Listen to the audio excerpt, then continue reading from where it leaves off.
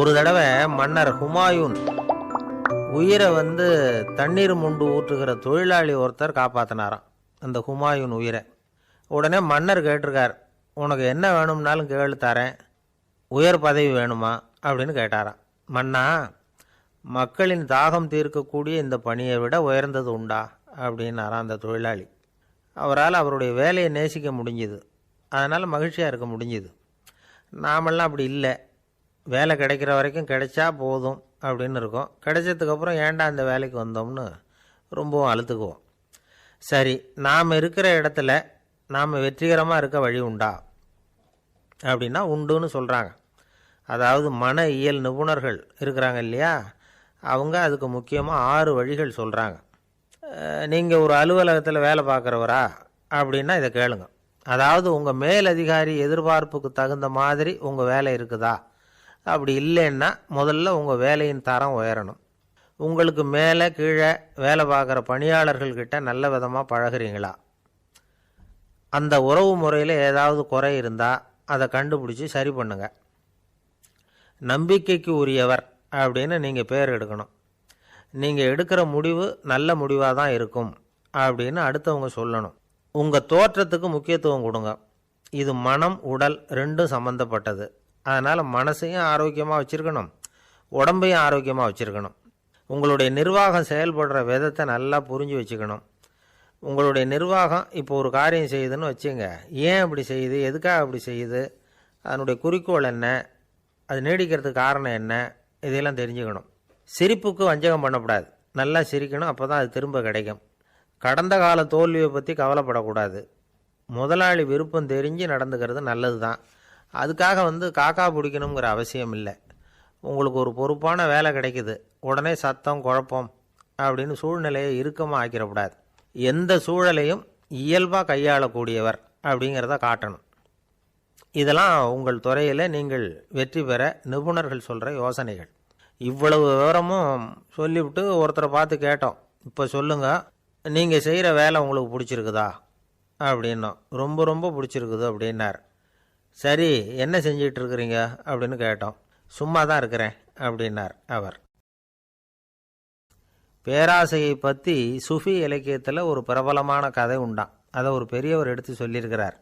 ஒரு மன்னர் நகர்வலம் போயிட்டு இருக்கார். ஒரு பிச்சைக்காரன் மன்னர் எதிரில் வரான். பிச்சை போடுங்கோங்கிறான். என்னுடைய அமைதியை கெடுக்காதே போங்கிறார் மன்னர். அவன் சிரிக்கிறான். அரசே, உங்களுடைய அமைதி கெடக்கூடிய நிலையில் இருந்தால் அதுக்கு பேர் அமைதியே கிடையாது அப்படின்னு நானா. எதிரில் நிற்கிறது வெறும் பிச்சைக்காரன் இல்லை, யோகி அப்படிங்கிறத மன்னர் புரிஞ்சுக்கிட்டார். துறவியே, உங்களுக்கு என்ன வேணும்னாலும் கேளுங்க, கொடுக்குறேன்னாராம். அந்த துறவி மறுபடியும் சிரிக்கிறார்.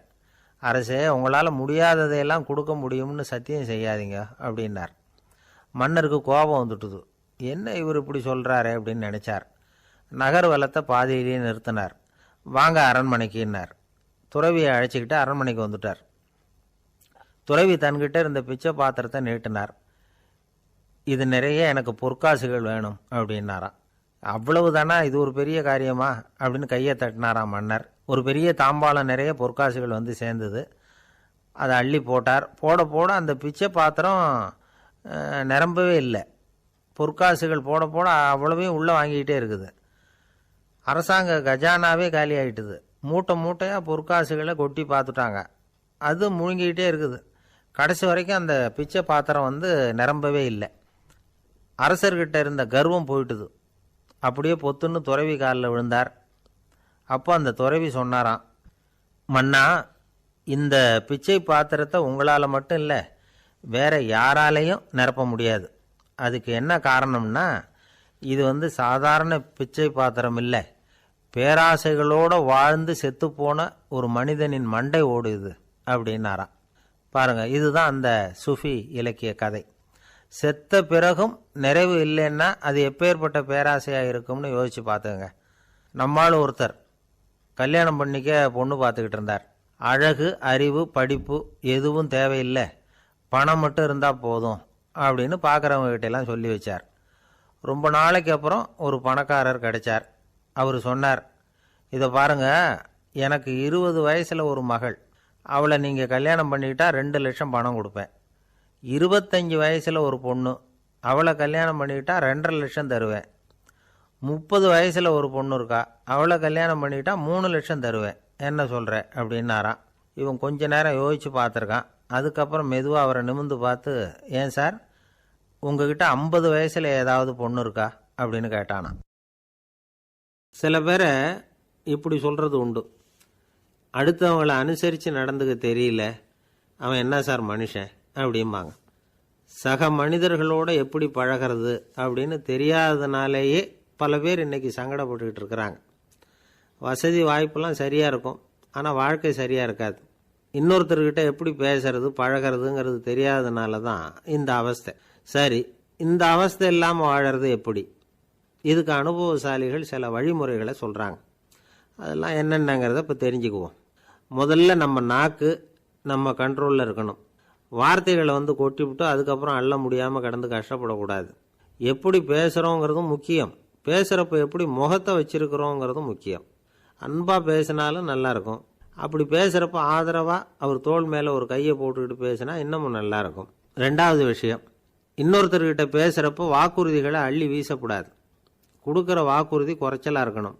அப்படி கொடுத்த வாக்குறுதியை கண்டிப்பாக நிறைவேற்றணும். நாம் ஒருத்தரை பாராட்டுறோம் அல்லது அவரை பற்றி அபிப்பிராயம் சொல்கிறோம்னா அது ஆக்கப்பூர்வமாக இருக்கணும்.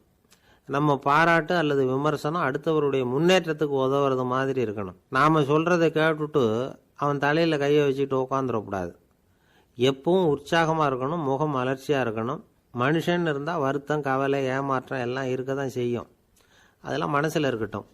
அந்த வருத்தமும் கவலையும் ஏமாற்றமும் சேர்ந்துக்கிட்டு நம்ம முகத்தில் இருக்கிற மலர்ச்சியை மூடி மறைக்கிறதுக்கு நாம் இடம் கொடுத்துடக்கூடாது. எந்த விஷயத்தை பற்றி யாருக்கிட்ட பேசினாலும் வெளிப்படையாக பேசணும், திறந்த மனசோடு பேசணும். மூடி மறைச்சி முன்னு மூழ்கிக்கிட்டு இருக்கக்கூடாது. இன்னொருத்தர்கிட்ட பேசுகிறப்போ விவாதம் பண்ணுங்க, அது தப்பு இல்லை. ஆனால் வாதாடிக்கிட்டு இருக்கக்கூடாது. அதாவது என்ன சொல்கிறாங்கன்னா, டிஸ்கஸ் பண்ணலாம், ஆர்கியூ பண்ணக்கூடாதான். நம்மக்கிட்ட இருக்கிற நல்ல குணங்களை நாம் எடுத்து சொல்லிகிட்டு இருக்கக்கூடாது. அந்த நல்ல குணங்களே நம்மளை பற்றி எடுத்து சொல்லணும். அது மாதிரி நடந்துக்கணும். அதே மாதிரி அடுத்தவங்க கிட்ட உள்ள கெட்ட குணங்களை பற்றி அவசியம் இல்லாமல் நாம் பேச வேண்டியதில்லை. உங்களை பற்றி யாராவது தப்பாக பேசுகிறாங்களா, அப்படி அவங்க பேசுகிறதுல உண்மை இல்லையா அப்படின்னா அதை நீங்கள் பொருட்படுத்த வேண்டியதில்லை, விட்டுடலாம். அது தானாக போயிடும்.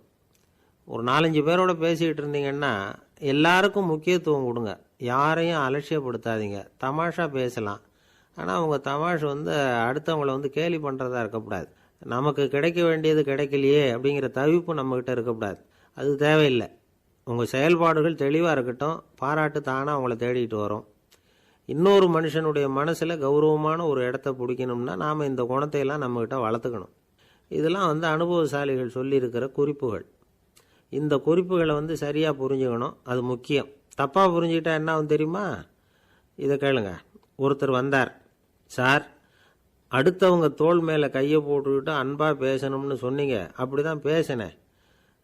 அவர் முதுகை கூட தட்டி கொடுத்தேன், என் வேலை போயிட்டுது சார், வீட்டுக்கு அனுப்பிச்சிட்டாங்க அப்படின்னார். யாருக்கிட்ட அப்படி பேசுனீங்கன்னு கேட்டோம். என் முதலாளிகிட்ட சார் அப்படிங்கிறார் ரொம்ப சோகமாக. ஒருத்தர் ரொம்ப அவசரமாக வந்தார், சார், மனுஷன் நிம்மதியாக இருக்கிறதுக்கு என்ன வழின்னு கேட்டார். சீக்கிரமாக ஒரு கல்யாணத்தை பண்ணிங்க, எல்லாம் சரியாக போடும் அப்படின்னோம். அவர் ஒரு மாதிரியாக பார்த்தார். ஏற்கனவே எனக்கு கல்யாணம் ஆகிட்டுது சார், அதனால தானே நிம்மதியாக இருக்கிறதுக்கு வழி கேட்குறேன் அப்படின்னார். சரி, இவர் ஒரு மாதிரியான கேஸ் அப்படின்னு நினச்சிக்கிட்டு நம்மக்கிட்ட இருந்த ஒரு சின்ன புத்தகத்தை அவர்கிட்ட தூக்கி கொடுத்தோம். இதை படித்து பாருங்கன்னு. கல்யாணத்துக்கு பிறகும் சந்தோஷமாக இருக்கிறதுக்கு என்ன வழி அப்படிங்கிற கேள்விக்கு அந்த புத்தகத்தில் விளக்கம் இருந்தது. கணவன் மனைவிக்குள்ளே சிக்கல் வராமல் இருக்கிறதுக்கு அதில் சில வழிகளை சொல்லி கொடுத்துருக்குறாங்க. அதெல்லாம் என்னென்ன அப்படிங்கிறத இப்போ பார்க்கலாமா? குடும்பம்னு இருந்தால் கோபம் வரதான் செய்யும், அது வந்துட்டு போட்டும் பரவாயில்ல. ஆனால் அந்த கோபம் ஒரே நேரத்தில் 2 பேருக்கும் வந்துடாமல் பார்த்துக்கணும். ஒரு சமயத்தில் யாராவது ஒருத்தர் தான் கோபப்படணும், அடுத்தவங்க அமைதியாக இருக்கணும். அதுக்கப்புறம் இவர் அமைதியான உடனே அவங்க ஆரம்பிச்சிக்கலாம்.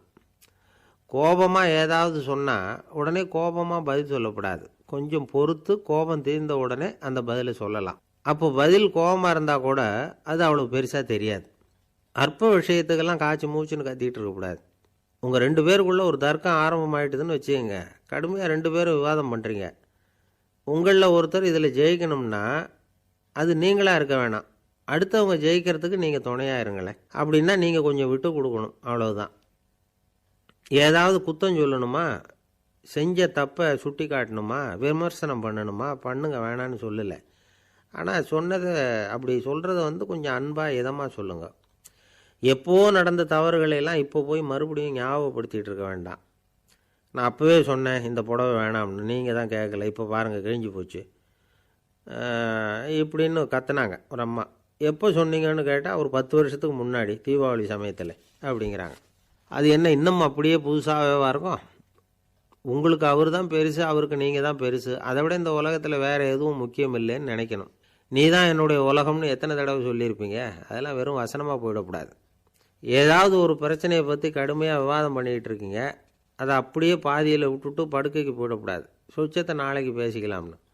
அப்படி போனால் தூக்கம் வராது. பிரச்சனையை ஒரு முடிவு பண்ணிக்கிட்டு அதுக்கப்புறமா தூங்க போகணும். ஒரு நாளில் ஒரு தடவையாவது உங்கள் ஜோடியை பாராட்டி நல்ல விதமாக கனிவாக ஒரு வார்த்தை சொல்லணும் அப்படின்னு தீர்மானம் பண்ணிங்க. ஏதாவது தப்பு பண்ணிவிட்டீங்கன்னா பரவாயில்ல, அதை ஒத்துக்கிறதுக்கும் மன்னிப்பு கேட்குறதுக்கும் தயாராக இருக்கணும். அது ஒன்றும் கேவலம் கிடையாது. வீட்டுக்குள்ளே தானே கேட்க போகிறீங்க, வெளியில் யாருக்கு தெரிய போகுதோ? எப்படியோ உங்களுக்குள்ளே ஒரு சமரசம் ஆனால் சரிதான். ஒரு தகராறுன்னு எடுத்துக்கிட்டால் குறைஞ்சபட்சம் அதுக்கு 2 பேர் தேவை. தனியாகவே உட்காந்துக்கிட்டு நான் இப்போ தகராறு பண்ணிகிட்டு இருக்கிறேன் அப்படின்னு யாரும் சொல்ல முடியாது. 2 பேர் தகராறு பண்ணுறாங்கன்னா பொதுவாக அந்த 2 பேரில் யார் அதிகமாக பேசுகிறாங்களோ அவங்க பேரில் தான் தப்பு இருக்கும். அதை மனசில் வச்சுக்கணும். இதெல்லாம் தான் அந்த புத்தகத்தில் போட்டிருக்கிற வழிமுறைகள். இவ்வளவும் சரியாக வரலைன்னா அப்புறமா சொல்லுங்கள், வேறு புத்தகம் ஏதாவது இருக்கான்னு தேடுவோம். ஒரு கணவன் தன்னுடைய மனைவியை அழைச்சிக்கிட்டு ஒரு மனோதத்துவ டாக்டர்கிட்ட வந்தாராம். டாக்டர், எங்களுக்கு கல்யாணம் ஆகி 30 வருஷ காலமாக நாங்கள் ஒரு விஷயத்தில் கூட ஒத்து போனதில்லை அப்படின்னு ஆரம்பித்தார். உடனே அந்த அம்மா குறுக்கிட்டு, அது 30 வருஷம் இல்லை 32 வருஷம் அப்படின்னாங்களாம். இந்த உலகமே ஒரு நாடக மேடை, நாம் எல்லாரும் நடிகர்கள். இது ஞானிகள் சொல்கிறது. இது ஒரு பக்கம் இருக்கட்டும். இந்த உலகத்துக்குள்ளே எத்தனையோ நாடக மேடைகள், எத்தனையோ நடிகர்கள், எத்தனையோ நாடகங்கள். இதெல்லாம் எப்படி ஆரம்பமாச்சு? அதுதான் இன்றைக்கி தகவல். அதாவது ஆதி மனிதன் பேச ஆரம்பிக்கிறதுக்கு முன்னாடி சைகையாலேயே எல்லாத்தையும் சொல்லிகிட்டு இருந்தான். அதனால் அப்போவே நடிப்பு ஆரம்பமாயிட்டுது. முதல்ல ஒரு வேட்டையைத்தான் அவன் நடித்து காட்டியிருப்பான். இவன் எப்படி போனான், எதிரில் மிருகம் எப்படி வந்தது, அதோடு எப்படி சண்டை போட்டான், எப்படி அடித்து கொண்டுகிட்டு வந்தான், இதை அப்படியே மற்றவங்களுக்கு நடித்து காட்டியிருப்பான். ஏன்னா மொழி கிடையாது. இந்த காலத்துலலாம் நாடகங்களில் நடிக்கிறவங்கள நடிகர்கள்ங்கிறோம். ஒரு காலத்தில் இவங்களுக்கு என்ன பேர் தெரியுமா? திஸ்பியர்கள் அப்படின்னு பேரான். இதுக்கு காரணம் உண்டு. அதாவது 2000 வருஷத்துக்கு முன்னாடி கிரீஸ் நாட்டில் திசிபியஸ் அப்படின்னு ஒரு ஆள் இருந்தான். அவன் ஒரு பெரிய நாடக கலைஞன். அவன் சில இளைஞர்களை சேர்த்துக்கிட்டான், பயிற்சி கொடுத்தான், நாடக குழுவை உருவாக்கினான். நடிகர்களையும் நாடகத்துக்கு தேவையான பொருள்களையும் ஏற்றிக்கிட்டு போகிறதுக்கு ஒரு வண்டியையும் தயார் பண்ணான். அந்த வண்டியிலேயே அவன் கிரேக்க நாடு பூராவும் சுற்றினான். ஊர் ஊராக நாடகம் போட்டான். ஒரு ஊருக்கு போனதும் அங்கே நாடகம் நடத்த தியேட்டர் இருக்கா அப்படிங்கன்னெல்லாம் பார்க்குறதில்ல அவன். ஏன்னா அப்போலாம் தியேட்டர்னா என்னென்னு தெரியாது. நாடகம்னா அது ஒரு மூடிய கொட்டைக்குள்ளே தான் நடத்தணுங்கிறது அப்போ யாருக்குமே தோணலை. இந்த வண்டி போகும், அதுவே ஒரு பகுதி அப்படியே ஒரு மேடை மாதிரி விரிச்சிக்கும். அதில் ஏறி நின்றுக்கிட்டு நாடகத்தை நடித்து காட்டுவாங்களாம். மக்கள்லாம் எதிரில் தரையில் உட்காந்து அதை பார்த்துக்கிட்டு இருக்கிறது. உலகத்தின் முதல் நடமாடும் தியேட்டர் இது தானே. இந்த திசிபியஸ் தான் முதலாக உலகத்தில் நாடகங்கிற பொழுதுபோக்கை நடத்தி காட்டினவன் அப்படின்னு சொல்கிறாங்க. அவன் சொந்தமாக நாடகம் எழுதுனான், நடித்தான், நாடகத்தை இயக்கினான். அதனால தான் அவனை first man of the theatre அப்படின்னு சொல்லுவாங்க. அவன் தான் நாடக மேடையின் முன்னோடி. கிரேக்கர் காலத்திலேயே நாடக ஆசிரியர்கள், நடிகர்கள், ரசிகர்கள் இவங்கள்லாம் உருவாயிட்டாங்களாம். நாடகத்தின் சரித்திரத்தில் இந்த 3 பிரிவும் ரொம்ப முக்கியம். அதாவது கிரேக்க தியேட்டர்கள்லாம் திறந்த வெளி மேடைகள் தான். பெரும்பாலும் மலைச்சரிவுகள், அதுவே படிப்படியாக பண்ணியிருப்பாங்க. கீழே அரைவட்ட வடிவில் மேடை, அதுக்கு ஆர்கெஸ்ட்ரான்னு பேர். பிற்காலத்தில் இதில் உட்காந்து இசைக்குழுவினர் வாய்ச்சதுனால இசைக்குழுவுக்கே ஆர்கெஸ்ட்ராங்கிற பேர் வந்துட்டுது. இப்போது கிரேக்க தியேட்டர்களில் ஒன்று, அதோட காலம் கிமு 340. அதை இன்னமும் பாதுகாத்து வச்சுருக்கிறாங்களாம். எபிடாரஸ் அப்படிங்கிற இடத்துல அது இருக்குதான். இன்னமும் அந்த தியேட்டரை பயன்படுத்திக்கிட்டு வர்றாங்களாம். சிறந்த கிரேக்க நாடகங்கள்லாம் அங்கே நடிக்கிறாங்களாம். ஆரம்ப காலத்திலேயே கட்டணம் கிடையாது. அப்புறம் பின்னாடி தான் நுழைவு கட்டணம்லாம் அப்படியே வந்துட்டு தான். நடிகர்கள் பளபளப்பான ஆடைகள் உடுத்தியிருப்பாங்களாம். இந்த குதிகால் உயர்ந்த காலணிகள் போட்டிருப்பாங்களாம். இதெல்லாம் பழைய குறிப்புகள். பலவிதமான உருவங்களில் மாஸ்க் அப்படின்னு சொல்லப்படுற முகமூடி அதனால் ஒரே நடிகர் பல வேடங்களில் நடிக்கிறது உண்டான். ஆரம்பத்தில் பெண் நடிகர்கள் கிடையாது, எல்லாம் ஆண் நடிகர்கள் தான். ரோமானியர்கள் தான் முதல் நிரந்தர நாடக மேடையை கட்டினவங்க. அதுதான் முதல் தியேட்டர். கிமு 1048 காலகட்டத்தில் பாம்பிங்கிற நகரத்தில் அதை கட்டியிருக்கிறாங்களாம். கிரேக்க ரோமானிய தியேட்டர்களின் அடிப்படையிலேயே இந்த இத்தாலிய வடிவமைப்பாளர்கள் இந்த குதிரை லாட வடிவில் ஒரு ஆடிட்டோரியத்தை உருவாக்கினாங்களாம். இப்படி அதை பற்றி நிறைய தகவல் இருக்குது. 1576 லண்டனில் இந்த வின்ஸ்பர்ரி, அப்புறம் இந்த பில்ட்ஸில், அப்புறம் ஜேம்ஸ் இப்படிங்கிறவர் முயற்சியால் தான் இங்கிலாந்தில் முதல் தியேட்டர் உருவாச்சான். அப்படி ஒருத்தர் இருந்தாராம். உலக நாடக மேடையின் வரலாறு இதுதான். அதாவது இப்பெல்லாம் அறிவியல் வளர்ச்சி அதிகமாகிட்டுது, திரைப்படம் தொலைக்காட்சி எல்லாம் வந்தாச்சு. ஒவ்வொரு வீடுமே ஒரு குட்டி தியேட்டர் மாதிரி ஆகிட்டுது. தொலைக்காட்சி முன்னாடி உட்காந்து எழுந்திருக்கவே மனசு வர்றதில்லை.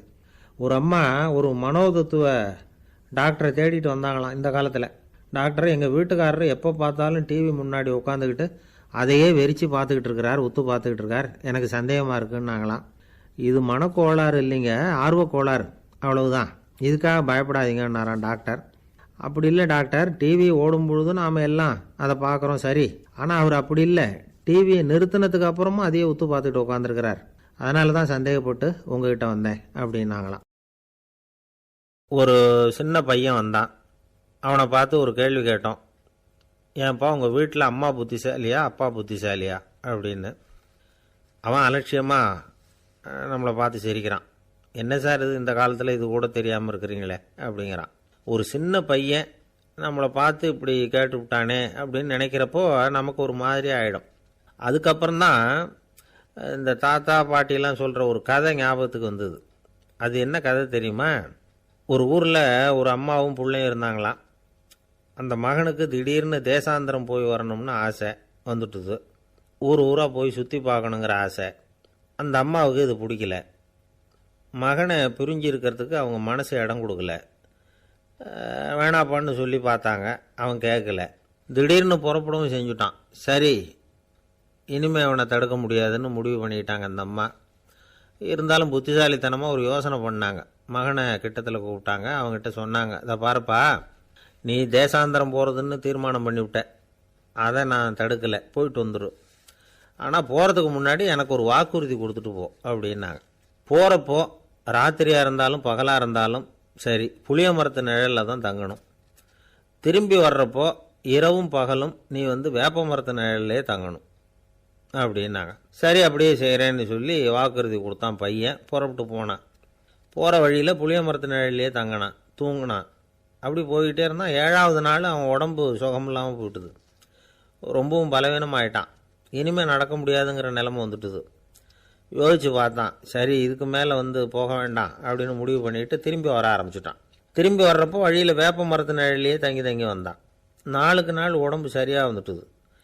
7வது நாள் வீட்டுக்கு சேர்றான். உடம்பு பழையபடியே கலகலப்பாயிட்டுது. பூர்ண சுகம். தேசாந்திரம் போன பையன் திரும்பி வந்துட்டானே அப்படின்னு அந்த அம்மா ஆச்சரியப்படலை. ஏன்னா அவங்களுக்கு தெரியும் இப்படி ஆகும்னு. பையன் சீக்கிரமாக திரும்பி வரணுங்கிறதுக்காகத்தான் அவங்க அந்த யோசனையை சொன்னாங்க. என்ன விஷயங்கிறதையும் அவங்களே சொன்னாங்க. மகனே, புளிய மரத்து நிழல் உடம்புக்கு உஷ்ணத்தை கொடுக்கும், சீக்கம் உண்டாக்கும். அதனால் நீ தொடர்ந்து புளிய மரத்து நிழலில் தங்கினாவே நோய்க்கு ஆளாயிட்ட. அதனால் பயணத்தை முடிச்சுக்கிட்டு திரும்பி வரணுங்கிற முடிவுக்கு வந்துட்ட. திரும்பி வர்றப்போ நீ தங்கினது வேப்ப மரத்து நிழல். அது உடம்புக்கு குளிர்ச்சியை தரக்கூடியது, நோயை தீர்க்கக்கூடியது. அதனால் சுகமாக வீட்டுக்கு சேர்ந்துட்ட. உன்னோட தேசாந்திர பயணத்தை தடுக்கிறதுக்காக தான் இப்படி பண்ணினேன் அப்படின்னாங்களாம் அந்த அம்மா. பார்த்தீங்களா அம்மாவோட புத்திசாலித்தனத்தை? அப்பாவாக இருந்தால் இப்படியா பண்ணுவார்? ஒரு அப்பா பையன்கிட்ட 10 ரூபா கொடுத்து இதை எடுத்துக்கிட்டு அடுத்த ஊருக்கு போய் அங்கே இருக்கிற மாமா கிட்ட இதை கொடுத்துட்டு வாடா, வழியில் எங்கேயாவது மரத்தடியில் படுத்து தூங்கி விடாதே அப்படின்னு எச்சரிக்கை பண்ணி அனுப்புனாராம்.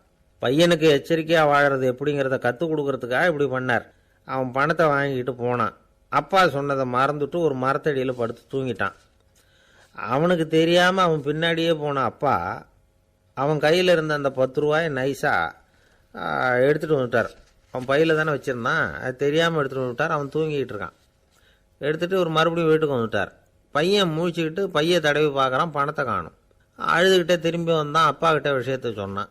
அப்பா சிரிச்சுக்கிட்டே சொன்னார், அதுக்கு தான்ப்பா ஆரம்பத்திலேயே எச்சரிக்கை பண்ணினேன். இனிமேலாவது நீ ஜாக்கிரதையாக இருக்கணும் அப்படிங்கிறதுக்காக தான் இப்படி பண்ணினேன். அந்த பணம் எங்கேயும் போயிடல, நான் தான் அதை உனக்கு தெரியாமல் எடுத்து வச்சிருக்கிறேன். இதோ பாரு அப்படின்னு சொல்லிட்டு சைடு பாக்கெட்டில் கையை விட்டா அது ஓட்டையாக இருக்குது. அதை எவனோ ஏற்கனவே கத்திரிச்சு எடுத்துகிட்டு போட்டான். இப்போ அப்பா முகத்தில் அசடு வழிஞ்சுதான். ஒரு அரசனும் அமைச்சரும் ஒரு நாள் ரொம்ப சாவகாசமாக பேசிக்கிட்டு இருந்தாங்களாம். அரசன் அமைச்சரை பார்த்து ஒரு கேள்வி கேட்டிருக்கார். ஏங்க அமைச்சரே, ஆசை இல்லாத ஒரு மனுஷனால் இருக்க முடியுமா அப்படின்னு. ஏன் முடியாது, துறவி அப்படிங்கிறவங்கெல்லாம் அப்படிப்பட்டவங்க தானே அப்படின்னாராம் அமைச்சர். அவங்கெல்லாம் உண்மையிலேயே ஆசையை விட்டவங்க தானா அப்படின்னு கேட்டாராம் ராஜா. அப்படி தான் இருக்கணும் அப்படின்னாராம் அமைச்சர். அப்படின்னா ஆசையே இல்லாத ஒரு உண்மையான துறவியை நான் பார்க்கணுமேன்னார். அது என்ன பிரமாதம், அதுக்கு நான் ஏற்பாடு பண்ணுறேன் அப்படின்னு விட்டார் இவர். சொல்லிவிட்டு உடனே புறப்பட்டு போனார். அங்கங்கே தேடினார். அப்புறம் தான் அவருக்கு புரிஞ்சுது உண்மை துறவியை கண்டுபிடிக்கிறது எவ்வளவு கஷ்டமான காரியம்னு. இருந்தாலும் ராஜா கிட்ட சொல்லியாச்சே உண்மை துறவியை காட்டுறேன்னு. இப்போ என்ன பண்ணுறது? ராஜா கிட்ட சொன்னபடி நடக்கலைன்னா அவருக்கு கோபம் வந்துடும். அமைச்சர் ஒரு யோசனை பண்ணார். அவருக்கு ஒரு வழி தெரிஞ்சுது. அதுதான் சரின்னு முடிவு பண்ணார். அதாவது அந்த ஊரில் அவருக்கு தெரிஞ்ச நாடக நடிகர் ஒருத்தர் இருக்கிறார், நல்லா நடிப்பார். அவரை போய் பார்த்தார். இதை பாருப்பா, எனக்காக நீ ஒரு காரியம் செய்யணும்னார். என்னன்னு கேட்டார் அவர். நீ ஒரு துறவி மாதிரி கொஞ்ச நேரத்துக்கு நடிக்கணும். ராஜா உன்னை பார்த்துட்டு போகிற வரைக்கும் நடி, அது போதும். அதுக்காக உனக்கு 10,000 ரூபா தரேன் அப்படின்னார். அவர் எந்த காலத்தில் இவ்வளவு பணத்தை மொத்தமாக பார்த்துருக்கார். அதனால் உடனே சரின்னு ஒத்துக்கிட்டார். அமைச்சர் அரண்மனைக்கு திரும்பி வந்தார். என்ன அமைச்சரே, இன்னுமா ஒரு உண்மையான துறவி கிடைக்கலன்னார். உண்மையான துறவி ஒருத்தரை இப்போ தான் கொஞ்ச நேரத்துக்கு முன்னாடி பார்த்து பேசிவிட்டு வர்றேன். அவர் நம்ம ஊருக்கு வெளியில் குளத்தங்கரையில் உள்ள ஒரு ஆலமரத்துக்கு அடியில் உட்காந்துருக்கிறார் அப்படின்னார் இவர். அப்படின்னா உடனே புறப்படுங்க அப்படின்னார் ராஜா. பரிவாரங்களோடு புறப்பட்டார். அங்கே அந்த மரத்தடியில் அந்த ஆள் வேஷம் போட்டுக்கிட்டு துறவி மாதிரி உட்காந்துருக்கிறான். ராஜா நேராக போனார். அந்த துறவி காலில் பொத்துன்னு விழுந்து வணங்கினார். உடனே ராணியும் அவர் காலில் விழுந்தாங்க. அடுத்தபடியாக அமைச்சர் விழுந்தார். அவருக்கு தெரியும் இது நம்ம ஆள் தான்னு. இருந்தாலும் என்ன பண்ணுறது, நேரம். அப்புறம் பரிவாரங்கள்லாம் துறவி காலில் விழுந்து ஆசீர்வாதம் வாங்கிட்டாங்க. ராஜா அப்புறமா தங்கத்தட்டில் பொன்னையும் பொருளையும் வச்சு அந்த துறவிக்கிட்ட ரொம்ப பணிவாக நீட்டுறார். தாங்கள் தயவு பண்ணி இதை ஏற்றுக்கணும் அப்படின்னு வேண்டிக்கிட்டார். அந்த துறவி பற்று இல்லாமல் அதை பார்த்தார். எல்லாத்தையும் திறந்துவிட்ட எனக்கு இதெல்லாம் எதுக்காக அப்படின்னு சொல்லி அதை மறுத்துட்டாராம். ஆஹா, உண்மையான துறவியை பார்த்துட்டோம் அப்படிங்கிற ஆனந்தம் அரசருக்கு. ரொம்ப நிம்மதியாக திருப்தியாக திரும்பி வந்தார் அரண்மனைக்கு. அதுக்கப்புறம் அமைச்சர் யாருக்கும் தெரியாமல் அந்த துறவிகிட்ட ஓடினார். சொன்ன பிரகாரம் பணத்தை நீட்டினார். இந்தாப்பா, நான் உங்ககிட்ட சொன்னபடி 10,000 ரூபா பணம் எடுத்துக்கோ அப்படின்னார். அந்த ஆள் ராஜா கிட்ட சொன்னது மாதிரியே எல்லாத்தையும் திறந்துவிட்ட எனக்கு இதெல்லாம் எதுக்காக வேணாம் அப்படின்னு விட்டாராம். நடித்த வரைக்கும் போதும்ப்பா, இனிமேல் இந்த நாடக வசனம்லாம் வேணாம், வேஷத்தை கலைச்சிரு, பணத்தை வாங்கிக்கோன்னார். இல்லைங்க, இது வேஷம் இல்லை, இது வசனமும் இல்லை, இது உண்மை. கொஞ்ச நேரம் துறவி மாதிரி நடித்ததுக்கே இந்த தேசத்து ராஜா ராணி அமைச்சர் பரிவாரங்கள் எல்லாம் என் காலில் விழுந்து வணங்குறாங்க. அப்படின்னா உண்மையான துறவியாக இருக்கிறது எவ்வளவு பெருமையான விஷயம். நான் உண்மையான துறவியாக ஆக போகிறேன், அப்படி முடிவும் பண்ணிட்டேன் அப்படின்னார் அந்த நடிகர். வேஷம் கூட எப்படிப்பட்ட விளைவுகளை உண்டு பண்ணுது பார்த்தீங்களா. நம்மால் ஒருத்தன் ரொம்ப வசதியாக தான் இருந்தான். ஒரு நாள் அவன் சொத்து பூரா திருட்டு போட்டுது.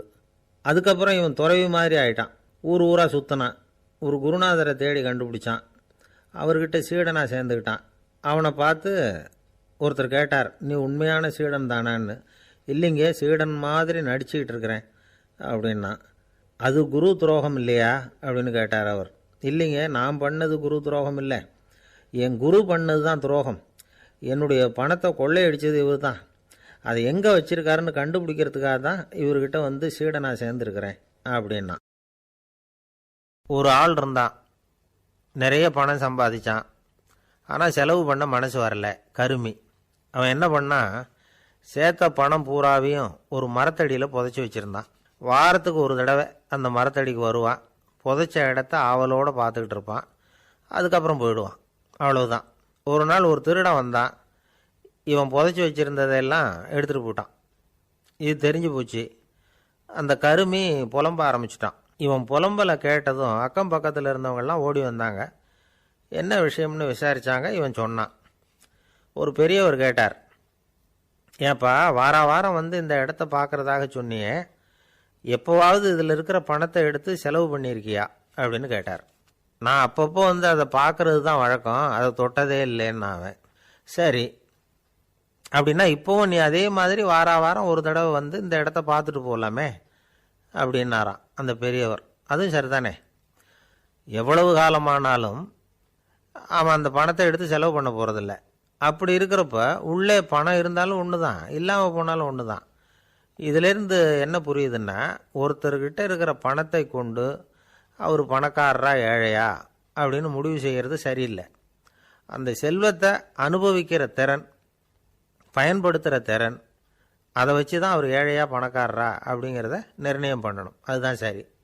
செலவு பண்ண தெரியாதவன் சேகரம் பண்ணிகிட்டே இருக்கிறதுனால என்ன பிரயோஜனம்? தலைமுடியே இல்லாதவன் தாராளமாக சீப்புகளை வாங்கி சேகரம் பண்ணுறது மாதிரி தானே இது. சில சமயம் செலவு பண்ண நாம் தயாராக இருந்தால் கூட அந்த செல்வம் நமக்கு பயன்படுறதில்ல. அரேபியாவில் ஒரு நகை வியாபாரி விலை உயர்ந்த முத்துக்களை எல்லாம் அவர் வச்சு வியாபாரம் பண்ணிகிட்டு இருந்தார். அவர் ஒரு சமயம் ஒரு பாலைவனம் வழியாக போயிட்டு இருக்கிறார் ஒட்டகத்தில். அப்போது திடீர்னு கடுமையான புயல் வீச ஆரம்பிச்சுட்டுது. திசை தவறி இவர் எங்கேயோ வந்துட்டார். கூட வந்தவங்களையும் காணலை, எங்கே போனாங்களோ தெரியல. இவர் ரொம்ப பயந்து போய் அங்கே எங்கேயுமா அலைஞ்சு திரியிறார். வழியே தெரியல, பசி கடுமையாயிட்டுது. ஒட்டகத்து முதுகில் ஒரு மூட்டை இருந்தது, அதை பிரித்து பார்த்தார். உள்ளே ஏதாவது இருக்கான்னு தேடி பார்க்குறார். அது வரைக்கும் கண்ணில் தட்டுப்படாத அபூர்வமான ஒரு பை கண்ணில் பட்டுது. ஆஹா, அதில் ஏதாவது சாப்பிட்றதுக்கு இருக்கும் அப்படின்னு நினச்சி ஆவலாக அதை பிரித்து பார்க்குறார். அந்த பையில் விலை உயர்ந்த முத்துக்கள் நிறைய இருந்துதான். அப்போ தான் அவர் நினச்சாராம், விலை உயர்ந்த முத்துக்கள் கூட சாப்பிட்றதுக்கு உணவாக முடியாது அப்படிங்கிறத புரிஞ்சுக்கிட்டாராம். எந்த நேரத்தில் எது நமக்கு தேவையோ அது நமக்கு தாராளமாக கிடைக்கணும். அப்படி அது கிடைக்கிறதுக்கு நம்மக்கிட்ட இருக்கிற செல்வம் பயன்படணும். அது நமக்கும் பயன்படலாம், நம்ம மூலமாக அடுத்தவங்களுக்கும் பயன்படலாம். அதுதான் செல்வத்தின் பயன். ஒரு மரத்தடியில் ஒருத்தன் உட்காந்து அழுதுகிட்டு இருந்தான். அந்த பக்கமாக வந்த இன்னொருத்தன் ஏப்பா அழுதுகிட்டு இருக்கிறேன்னு கேட்டான். இந்த இடத்துல தான் பூமிக்கு அடியில் பணம் இருக்குது, புதைச்ச இடம் தெரியல, அதான் அழறேன் அப்படின்னா. நல்லா ஞாபகப்படுத்தி பாரு, எந்த இடத்துல புதைச்ச அப்படின்னு கேட்டான் இவன். அது எப்படி எனக்கு தெரியும், புதைச்சி வச்சிருக்கிறவன் நான் இல்லையே, எங்கள் எதிர்த்த வீட்டுக்காரன் அப்படின்னானா இவன். அந்த ஆள் என்னை கண்ணா புண்ணான்னு திட்டிவிட்டான் சார், அதை நினச்சா எனக்கு ரொம்ப வருத்தமாக இருக்குது அப்படின்னு சொல்லி கவலைப்பட்டார் ஒருத்தர். இதில் கவலைப்படுறதுக்கு என்ன இருக்குது அப்படின்னார் ஒரு பெரியவர். அவர் ஒரு மகான். என்ன சார் இப்படி சொல்கிறீங்க, ஒருத்தர் நம்ம பார்த்து திட்டுனா வருத்தமாக இருக்காதா அப்படின்னார். அது எப்படி வருத்தமாக இருக்கும், திட்டுறதுங்கிறது என்ன, அது வெறும் சத்தம் தானே அப்படின்னார் அந்த பெரியவர். நம்ம ஆளுக்கு தலையை பிச்சுக்கலாம் போல இருந்தது. இருக்காது அப்படின்னா நமக்கே அப்படி தானே தோணுது. அந்த பெரியவர் சொல்கிறது ரொம்ப பெரிய விஷயம். அதை நாம் புரிஞ்சிக்க முயற்சி பண்ணலாம்னா நடைமுறை வாழ்க்கைக்கு அது ஒத்து வர்றது மாதிரி தெரிய மாட்டேங்குது. இருந்தாலும் அந்த பெரியவர் அதுக்கு என்னதான் விளக்கம் கொடுக்குறாருன்னு பார்ப்போமே. ஒரு ரயில் போயிட்டுருக்கு, அதில் ஒரு சாது போயிட்டுருக்கார். அந்த ரயில் வந்து அவர் ஹரித்வாரம் போயிட்டுருக்கார். அவர் ரயிலில் ஏகப்பட்ட கூட்டம். நம்ம ஊர் ரயில் கேட்க வேணும், டிக்கெட் வாங்கிட்டு கொஞ்சம் பேர், வாங்காத கொஞ்சம் பேர். அது என்னத்துக்கு அனாவசியமாக டிக்கெட் அப்படிங்கிற நினப்பில் பாதி பேர். இந்த கூட்டத்துக்கு மத்தியில் அந்த சாதுவும் போயிட்டுருக்கிறார். உட்கார்றதுக்காக இருந்த இடத்துல ஒரு ஆள் படுத்துருக்கிறான், கொஞ்சம் முரட்டு ஆசாமி. அவன் கால் பக்கத்தில் கொஞ்சோண்டு இடம் பாக்கி இருந்தது. அந்த இடத்துல இந்த சாது உட்காந்துருந்தார். மெதுவாக உட்காந்துக்கிட்டார் போய். ஆனால் அந்த ஆள் ராத்திரி பூரா இவரை காலால் உதச்சிக்கிட்டே இருக்கிறான். அது இவருக்கு ரொம்ப அவமானமாக பட்டுது. அதனால் துக்கம் ஏற்பட்டுது. இருந்தாலும் அதை ஒரு மாதிரியாக சகிச்சுக்கிட்டே இவர் வந்து சேர்ந்தார். பொழுது விடிஞ்சுது. அந்த சாது ஹரித்வார் வந்து சேர்ந்தார். அங்கே ஒரு பெரிய ஞானியை சந்தித்தார். ராத்திரி ரயிலில் அந்த ஆள் உதைச்சதையும் அதனால் தனக்கு ஏற்பட்ட துக்கத்தையும் இந்த சாது அந்த ஞானிகிட்ட சொன்னார். சொல்லிவிட்டு, ஏன் சுவாமி, எனக்கு துக்கம் ஏற்பட்டதே அது தப்பா அப்படின்னு கேட்டார். தவறு தான்னார் அந்த ஞானி.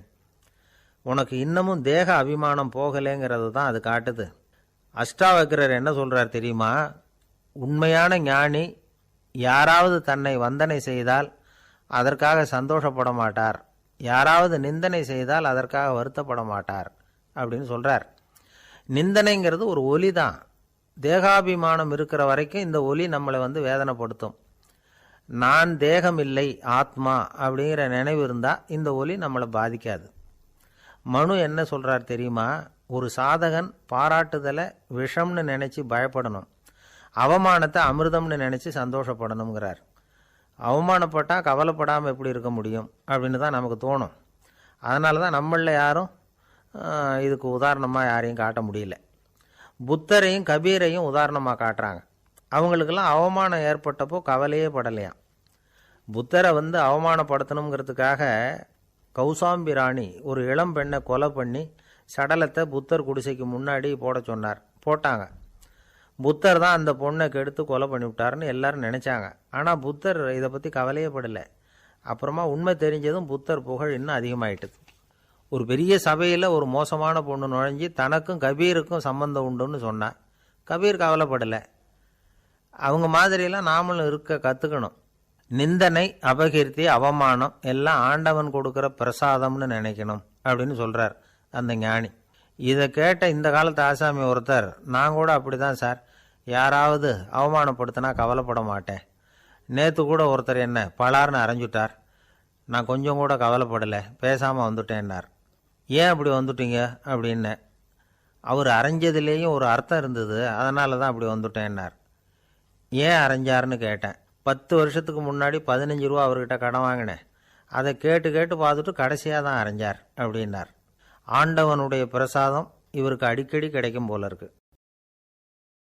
அம்மாக்காரங்களுக்கு அடிக்கடி ஏற்படுற கவலை ஒன்று உண்டு. அதாவது குழந்தை சரியாக சாப்பிட மாட்டேங்குதே அப்படிங்கிற கவலை. இவங்கெல்லாம் ஒரு விஷயத்தை நல்லா புரிஞ்சுக்கணும். குழந்தைகள்ங்கிறவங்க பெரியவங்க மாதிரி இல்லை. அவங்க கடிகாரத்தில் மணியை பார்த்துட்டு சாப்பிட்றதுக்கு உட்கார்ற ரகம் கிடையாது. பசிச்சா சாப்பிடுவாங்க, இல்லைன்னா விளையாடுவாங்க அல்லது தூங்குவாங்க. அது புரியாமல் அவங்கள கட்டாயப்படுத்தி அல்லது மிரட்டி சாப்பிட வைக்கிறது ரொம்ப தப்பு. ஒரு 8 மாத குழந்தைக்கு 3 மணி நேரத்துக்கு ஒரு தடவை பசிக்கும். அந்த நேரம் பார்த்து சாப்பாடு கொடுத்தா அடம் பண்ணாமல் அது பாட்டுக்கு சாப்பிட்றோம். அதே குழந்தைக்கு 1 வயசு ஆகிறப்போ 4 மணி நேரத்துக்கு ஒரு தடவை பசிக்கும். இந்த வயசில் இயற்கையாகவே பசி குறைஞ்சிருக்கும். அது புரியாமல் என் குழந்தை முன்னாடி மாதிரி இப்போ சரியாக சாப்பிட மாட்டேங்கிறான் அப்படின்னு சில பேர் டாக்டர்கிட்ட போய் சொல்லிக்கிட்டு இருப்பாங்க. இன்னொரு விஷயம், ஒரு குழந்தைக்கு வயசு அதிகமாகிற வேகத்துக்கு உடம்பு எடையும் அதிகமாகிக்கிட்டே போகாது. உடம்பு எடை அதிகமாகிற வேகம் குறைஞ்சிக்கிட்டே வரும். 6 மாத குழந்தைக்கு ஒரு வாரத்தில் 150 கிராம் எடை கூடும். ஒரு வயசில் வாரத்துக்கு 71 கிராம் எடை கூடும். இது புரியாமல் அதிகமாக சாப்பாட்டை கொடுத்து குழந்தைய கஷ்டப்படுத்தக்கூடாது. ஏன்னா அளவுக்கு மீறின உணவு அஜீரணத்தை உண்டு பண்ணிவிடும். குழந்தைக்கு ஒரு தட்டில் கொஞ்சமாக ஆகாரத்தை வச்சு கொண்டுகிட்டு போய் கொடுக்கணும். மலை மாதிரி குவிச்சு வச்சா அதை பார்த்ததுமே பசி அடங்கி போயிடும். அடித்து மிரட்டி பயமுறுத்தி குழந்தைய சாப்பிட வைக்கிற பழக்கம் இருக்குது பாருங்கள், அதுக்கு ஃபுட் ஃபோர்ஸிங் அப்படின்னு பேர். இப்படி பண்ணினா குழந்தைக்கு சாப்பாட்டில் விருப்பம் குறைஞ்சிரும், அதை கண்டாவே வெறுக்க ஆரம்பிச்சிடும். அது மாதிரி உளம் சார்ந்த பசி குறைவு, சைக்கோஜெனிக் அனோரெக்சியா, அது ஏற்படுமா. சாப்பாடுங்கிறதே ஒரு தண்டனை மாதிரி தோணும். குழந்தைகளுக்கு பிடிச்ச மாதிரியான ஆகாரத்தை கொடுக்கணும். சத்து அதிகம் இருக்குங்கிறதுக்காக அதுக்கு பிடிக்காத ஆகாரத்தை கொடுத்து கட்டாயப்படுத்தக்கூடாது. குழந்தைகளுக்கு 2 வயசு ஆகிறப்போ இயற்கையாகவே எதிர்மறை குணம் உண்டாகும். அதாவது அந்த எதிர்மறையாக பேசுறது. இது மாதிரி சமயங்களில் நாம் என்ன சொல்கிறோமோ அதுக்கு நேர்மாறாக நடந்துக்கும். ஏட்டிக்கு போட்டி. சாப்பிட சொன்னால் விளையாட போவோம், விளையாட சொன்னால் சாப்பாடு கேட்கும். இதை புரிஞ்சுக்கிட்டு நடந்துக்கணும். குழந்தை சொன்ன பேச்சை கேட்கலேன்னு கோவப்படக்கூடாது. குழந்தை வளர வளர பிடிவாத குணம் வர்றது சகஜம். கேட்டதை வாங்கி கொடுத்தா தான் சாப்பிடுவேன் அப்படின்னு பிடிவாதம் பண்ணும். வாங்கி கொடுத்துடுறது தான் உத்தமம். நீங்களும் அதுக்கிட்ட பிடிவாதம் பண்ணிகிட்டு இருக்கக்கூடாது. ஏன்னா கேட்டது கிடைக்கலையேங்கிற ஏமாற்றம் கூட குழந்தையோட பசியை குறைச்சிரும். கேட்டது கிடைச்சிட்டா பசி அதிகமாகும். கொடுத்ததை மலமலன்னு சாப்பிட்றோம். குழந்தைகளுக்கு கண்ட கண்ட நேரத்தில் சாப்பிட்றதுக்கு எதையாவது வாங்கி கொடுத்துக்கிட்டு இருந்தால் சாப்பாட்டு நேரத்தில் சாப்பிடாமல் அடம் பண்ண ஆரம்பிச்சிடும். பள்ளிக்கூடம் போகிற பிள்ளைங்க காலை உணவை சரியாக சாப்பிட மாட்டாங்க. அச்சம், அவசரம், பரபரப்பு இதெல்லாம் தான் காரணம். பள்ளிக்கு புறப்படுறதுக்கு ஒரு 3/4 மணி நேரத்துக்கு முன்னாடியே சாப்பாடு போட்டுருங்க, அது சரியாக போடும். படிக்கிற குழந்தைகள் உடல் சோர்வு, மனச்சோர்வு இது காரணமாக கூட சாப்பிட மறுக்கிறது உண்டு. இப்போ உதாரணமாக சாயந்தரம் விளையாடி விட்டு வீட்டுக்கு வந்ததும் சாப்பிட சொன்னால் வேணாம்பாங்க. இது உடல் சோர்வு. ரொம்ப நேரம் வீட்டு பாடங்களை செஞ்சு முடித்த கையோடு சாப்பிட சொன்னாலும் அவங்களால சரியாக சாப்பிட முடியாது. இது உளச்சோர்வு. அதாவது மனச்சோர்வு. இதை தவிர குழந்தைகளுக்கு உடல் நலக்குறைவு ஏற்பட்டால் கூட சாப்பிட மறுக்கிறது உண்டு. சில மருந்து மாத்திரைகள் கூட பசியை குறைச்சிரும். அதனால் சரியாக தெரிஞ்சுக்கிட்டு குழந்தைகளை சாப்பிட வைக்கணும். அது புரியாமல் கையில் சாப்பாட்டு தட்டை வச்சுக்கிட்டு குழந்தைகளை விரட்டிக்கிட்டு அலையக்கூடாது. ஒரு சின்ன பையன் சொன்னான், எங்கள் அம்மா சாப்பாடு போடுறது தெரிஞ்சால் நான் உடனே வீட்டை விட்டு வெளியில் ஓடி போடுவேன் அப்படின்னா. ஏன் அப்படி பண்ணுறேன்னு கேட்டோம். எங்கள் அப்பா கூட அது மாதிரி தான் சார் பண்ணுவார் அப்படிங்கிறான். ஒரு பல்கலைக்கழகம், அங்கே ஒரு இலக்கிய பேராசிரியர், அவர் பாடம் நடத்திக்கிட்டு இருந்தார். ராபர்ட் ப்ரௌனிங் எழுதிய கவிதைகளை பற்றி சொல்லிகிட்டு இருக்கிறார். மாணவர்களும் ரொம்ப அக்கறையாக அதை கேட்டுக்கிட்டு இருக்கிறாங்க. ஒரு குறிப்பிட்ட கவிதையை பற்றி சொல்லும் பொழுது அந்த பேராசிரியருக்கே ஒரு சந்தேகம். அதாவது அந்த கவிதையின் சரியான அர்த்தம் என்னங்கிறதுல சந்தேகம். பேராசிரியர் யோசனை பண்ணார். அந்த கவிதையை முழுசாக புரிஞ்சிக்க முடியல. அதனால் மாணவர்களை பார்த்து சொன்னார், மாணவர்களே, ஒரு நாள் பொறுத்துக்குங்க.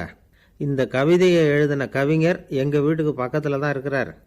இன்றைக்கி சாயந்தரம் நான் அவரை நேரிலேயே போய் பார்க்குறேன். பார்த்து இதுக்கு என்னங்க அர்த்தம்னு கேட்டுக்கிட்டு வந்துவிடுறேன். அதுக்கப்புறம் உங்ககிட்ட சொல்கிறேன் அப்படின்னாராம். அன்றைக்கி சாயந்தரமே அந்த பேராசிரியர் கவிஞரை தேடிக்கிட்டு போயிட்டார். கவிஞர் அவங்க வீட்டில் அவர் பாட்டு உட்காந்துருந்தாராம். இவர் போய் அவர் முன்னாடி உட்காந்தார். அப்புறம் கேட்டார், ஐயா, அந்த கவிதையின் முழு பொருள் என்னன்னு தெரிஞ்சுட்டு போகிறதுக்காக வந்திருக்கிறேன் அப்படின்னாராம். எந்த கவிதை அப்படின்னாராம் அவர். இவர் அந்த கவிதையை சொல்லியிருக்கார். கவிஞர் கொஞ்சம் யோசனை பண்ணிவிட்டு அப்புறம் சொன்னாராம், பேராசிரியரே, நீங்கள் கொஞ்சம் தாமதமாக வந்துட்டீங்கன்னாராம். இவருக்கு ஒன்றும் புரியல. நீங்கள் என்ன சொல்கிறீங்க? நான் தாமதமாக வந்துட்டேன்னா? நீங்கள் தான் உயிரோடு இருக்கிறீங்களே, அப்படி இருக்கும்பொழுது நான் தாமதமாக வந்துட்டேன்னா அது எப்படி அப்படின்னு இவர் குழம்பி இருக்கிறார். இப்போ கவிஞர் சொன்னாராம், ஐயா, நான் உயிரோடு இருக்கிறேன்னா இல்லையாங்கிறது முக்கியம் இல்லை. நான் அந்த கவிதை வரிகளை எழுதினப்போ 2 பேருக்கு அதோட அர்த்தம் தெரிஞ்சிருந்தது. இப்போ ஒரே ஒருத்தருக்கு தான் அதோட அர்த்தம் தெரியும் அப்படின்னாராம். பேராசிரியர் யோசனை பண்ணியிருக்கார். அப்படின்னா அந்த ஒருத்தர் கவிஞர் ராபர்ட் ப்ரௌனிங்கை தவிர வேறு யாராக இருக்க முடியும்? இவர் தான் அப்படிங்கிறத அவர் மனசில் நினச்சிக்கிட்டார். அதனால் சொன்னார், ஐயா, நான் தாமதமாக வரல, அந்த கவிதையின் பொருள் என்ன அது சொல்லுங்கன்னார். பேராசிரியரே, நான் சொல்கிறது உங்களுக்கு புரியலன்னு நினைக்கிறேன். நான் இந்த வரிகள் எழுதினப்போ 2 பேருக்கு அதோட அர்த்தம் தெரிஞ்சிருந்தது.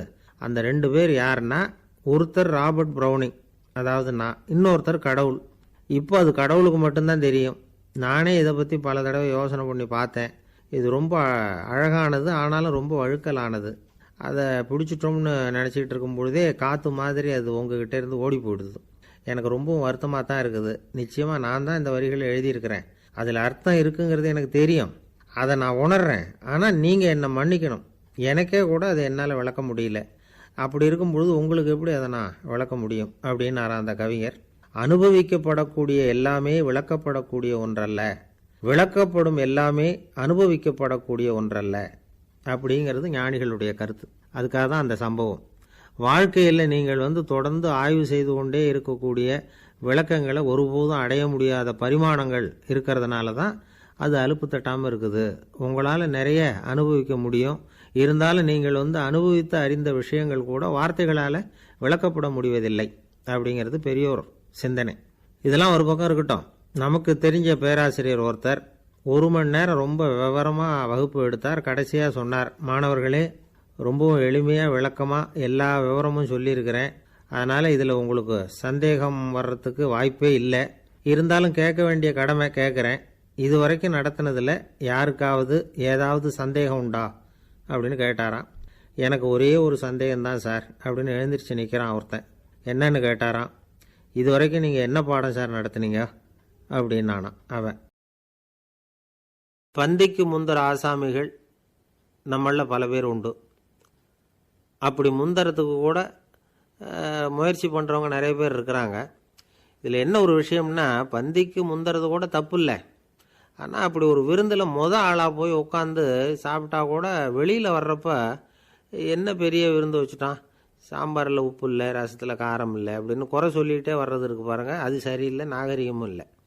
கல்யாண பத்திரிகையில் என்ன போட்டிருக்குது, என் பொண்ணுக்கும் இன்னார் பையனுக்கும் கல்யாணம், எல்லாரும் குடும்பத்தோடு வந்திருந்து மணமக்களை ஆசீர்வதிக்கணும், இப்படி தானே போட்டிருக்கோம். குடும்பத்தோடு விருந்து சாப்பிட்டு சாப்பாடு எப்படி இருக்குன்னு அபிப்பிராயம் சொல்லிவிட்டு போங்க அப்படின்னா போட்டிருக்கு கல்யாண பத்திரிகையில். ஒருத்தர் வீட்டு விசேஷத்துக்கு போயிருக்கோம்னா எவ்வளவோ அசௌகரியங்கள் நமக்கு ஏற்படலாம். ஏராளமான கூட்டம் வந்திருக்கும். எல்லாரையும் அவங்க தனித்தனியாக கவனிச்சிக்கிட்டு இருக்க முடியாது.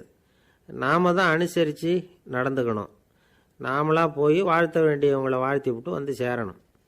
அதை விட்டுட்டு பத்திரிக்கை கொடுத்தானேன்னு போனேன், கவனிப்பே சரியில்லை அப்படின்னு புலம்பிக்கிட்டு இருக்கக்கூடாது.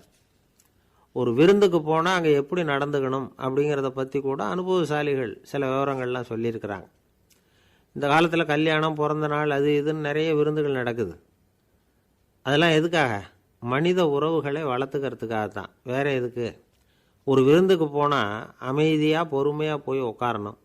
அடித்து பிடிச்சிக்கிட்டு இடத்த பிடிக்க போகிறேன் அப்படின்னு நிற்கக்கூடாது. முதல் பந்தி நடந்துக்கிட்டு இருந்தால் அது முடிஞ்சு இலை எடுத்து சுத்தம் பண்ணதுக்கு அப்புறம் போய் உட்கார்றது தான் நாகரீகம். இலை எடுக்கிறதுக்கு முன்னாடியே அங்கே போய் உட்காந்தா நல்லா இருக்காது. நீங்கள் சாப்பிட்டுட்டு உட்காந்துருக்கீங்களா, சாப்பிட்றதுக்கு உட்காந்துருக்கீங்களா, பார்க்குறவங்களுக்கு சந்தேகம் வந்துடும். அதே மாதிரி இலையில் எல்லா ஐட்டமும் பரிமாறினதுக்கு அப்புறம் சாப்பிட ஆரம்பிக்கணும்.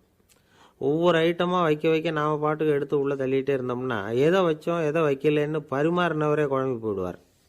ஏன்னா எப்போ பார்த்தாலும் இலை காலியாகவே இருக்கும். சாப்பிட்றப்போ உங்கள் சாப்பாட்டையே நீங்கள் கவனிக்கணும். அடுத்தவங்க இலையில் என்ன இருக்குது, பக்கத்தில் இருக்கிறவர் எதை அதிகமாக சாப்பிட்றார், இதெல்லாம் நமக்கு என்னத்துக்கு? எல்லாரும் சாப்பிட்டு முடிக்கிற வரைக்கும் பொறுமையாக இருக்கிறது தான் நல்லது. நீங்கள் மட்டும் திடீர்னு பாதியில் எழுந்திரிச்சு பக்கத்தில் இருக்கிறவங்களுக்கு சங்கடமாக இருக்குமேங்கிறதெல்லாம் யோசிக்காமல் நீங்கள் பாட்டு எழுந்திரிச்சு போகக்கூடாது. பக்கத்தில் உள்ளவங்க உங்களை எழுந்திரிக்க சொன்னால் எழுந்திரிச்சு போகலாம். விருந்துகளில் சாப்பாட்டை வீணாக்கிறதே ஒரு நாகரிகமாக போட்டுது. இந்த காலத்தில் சாப்பாட்டுக்கே கஷ்டப்பட்டுக்கிட்டு பல பேர் இந்த உலகத்தில் இருக்கிறப்போ சாப்பாட்டை வீணாக்கிறது எவ்வளோ பெரிய மோசங்கிறத நினச்சி பார்க்கணும். வேணுங்கிற அளவுக்கு கேட்டு வாங்கி சாப்பிட்றது தான் முறை. விருந்தில் இந்த பஃபே அப்படின்னு சொல்லி ஒரு முறை சொல்கிறாங்கல்ல, அதாவது உணவு வகைகளையெல்லாம் பொதுவாக ஒரு இடத்துல வச்சுடுறது, நமக்கு தேவையானதை நாமே எடுத்து ஒரு தட்டில் போட்டுக்கிட்டு சாப்பிட வேண்டியது. இதில் கூட சில பேர் தேவைக்கு அதிகமாக எடுத்து போட்டுக்கிட்டு வீணாக்குறாங்க. சில சமயம் கடைசியாக சாப்பிட போகிறவங்களுக்கு எல்லா ஐட்டமும் கிடைக்காம போகலாம். அதை போய் பெருசு பண்ணிகிட்டு இருக்கக்கூடாது. என்ன சார், இந்த அளவுக்கு கூடவா நாகரிகம் தெரியாமல் இருக்கிறோம், இதை போய் பெருசாக சொல்ல வந்துட்டீங்களே அப்படின்னு நினைக்கலாம். ஒருத்தர் 2 பேருக்கு இந்த விவரம் தேவைப்படலாம். அவங்க காதலையும் இது விழட்டுமேங்கிறதுக்காக தான் இது. ஒரு பெரிய கல்யாண விருந்து நடந்துக்கிட்டு இருந்தது. விருந்து மண்டபத்து வாசலில் ஒருத்தர் நின்றுக்கிட்டு வர்றவங்களையெல்லாம் ரொம்ப மரியாதையாக வணங்கி உள்ளே அனுப்பி வச்சுக்கிட்டு இருந்தார். எப்படி தெரியுமா? வர்றவங்க கையெல்லாம் பிடிச்சி முத்தம் கொடுத்து அதுக்கப்புறம் உள்ளே அனுப்பி வச்சுக்கிட்டு இருந்தாராம். கூட்டம்லாம் முடிஞ்சதுக்கப்புறம் அவர்கிட்ட போய் கேட்டிருக்கிறாங்க, சார், நானும் எவ்வளவோ விருந்துகளுக்கு போயிருக்கிறேன், இருந்தாலும் இவ்வளவு மரியாதையாக வர்றவங்க கைக்கெல்லாம் முத்தம் கொடுத்து வரவேற்கிறத இங்கே தான் பார்க்குறேன் அப்படின்னு சொன்னாங்க.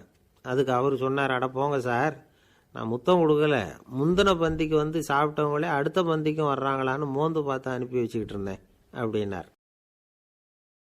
ஒருத்தர் மனசில் நிம்மதி இல்லாமல் உட்காந்துருந்தார். என்ன சார் விஷயம் அப்படின்னு விசாரித்தேன். அகலக்கால் வச்சுட்டேன், அதுதான் அவதிப்படுறேன்னார். விவரமாக சொல்லுங்கன்னு. வீடு கட்டணும்னு ஆரம்பித்தேன், வேலை பாதியிலேயே நிற்கிது, கையில் பணம் இல்லை அப்படின்னார். இது மாதிரி ஆசாமிகள் பல பேரை நீங்கள் பார்த்துருக்கலாம். இவங்கெல்லாம் சுலபமாக மன அழுத்தத்துக்கு ஆளாயிடுறாங்க. மன உளைச்சல், அதாவது ஸ்ட்ரெஸ் அப்படின்னு சொல்கிறோமே, அதுக்கு அடிப்படையான சில காரணங்கள் உண்டு. அதாவது மிகையாக திட்டமிடுதல் அப்படிங்கிறதும் ஒரு முக்கியமான காரணம்.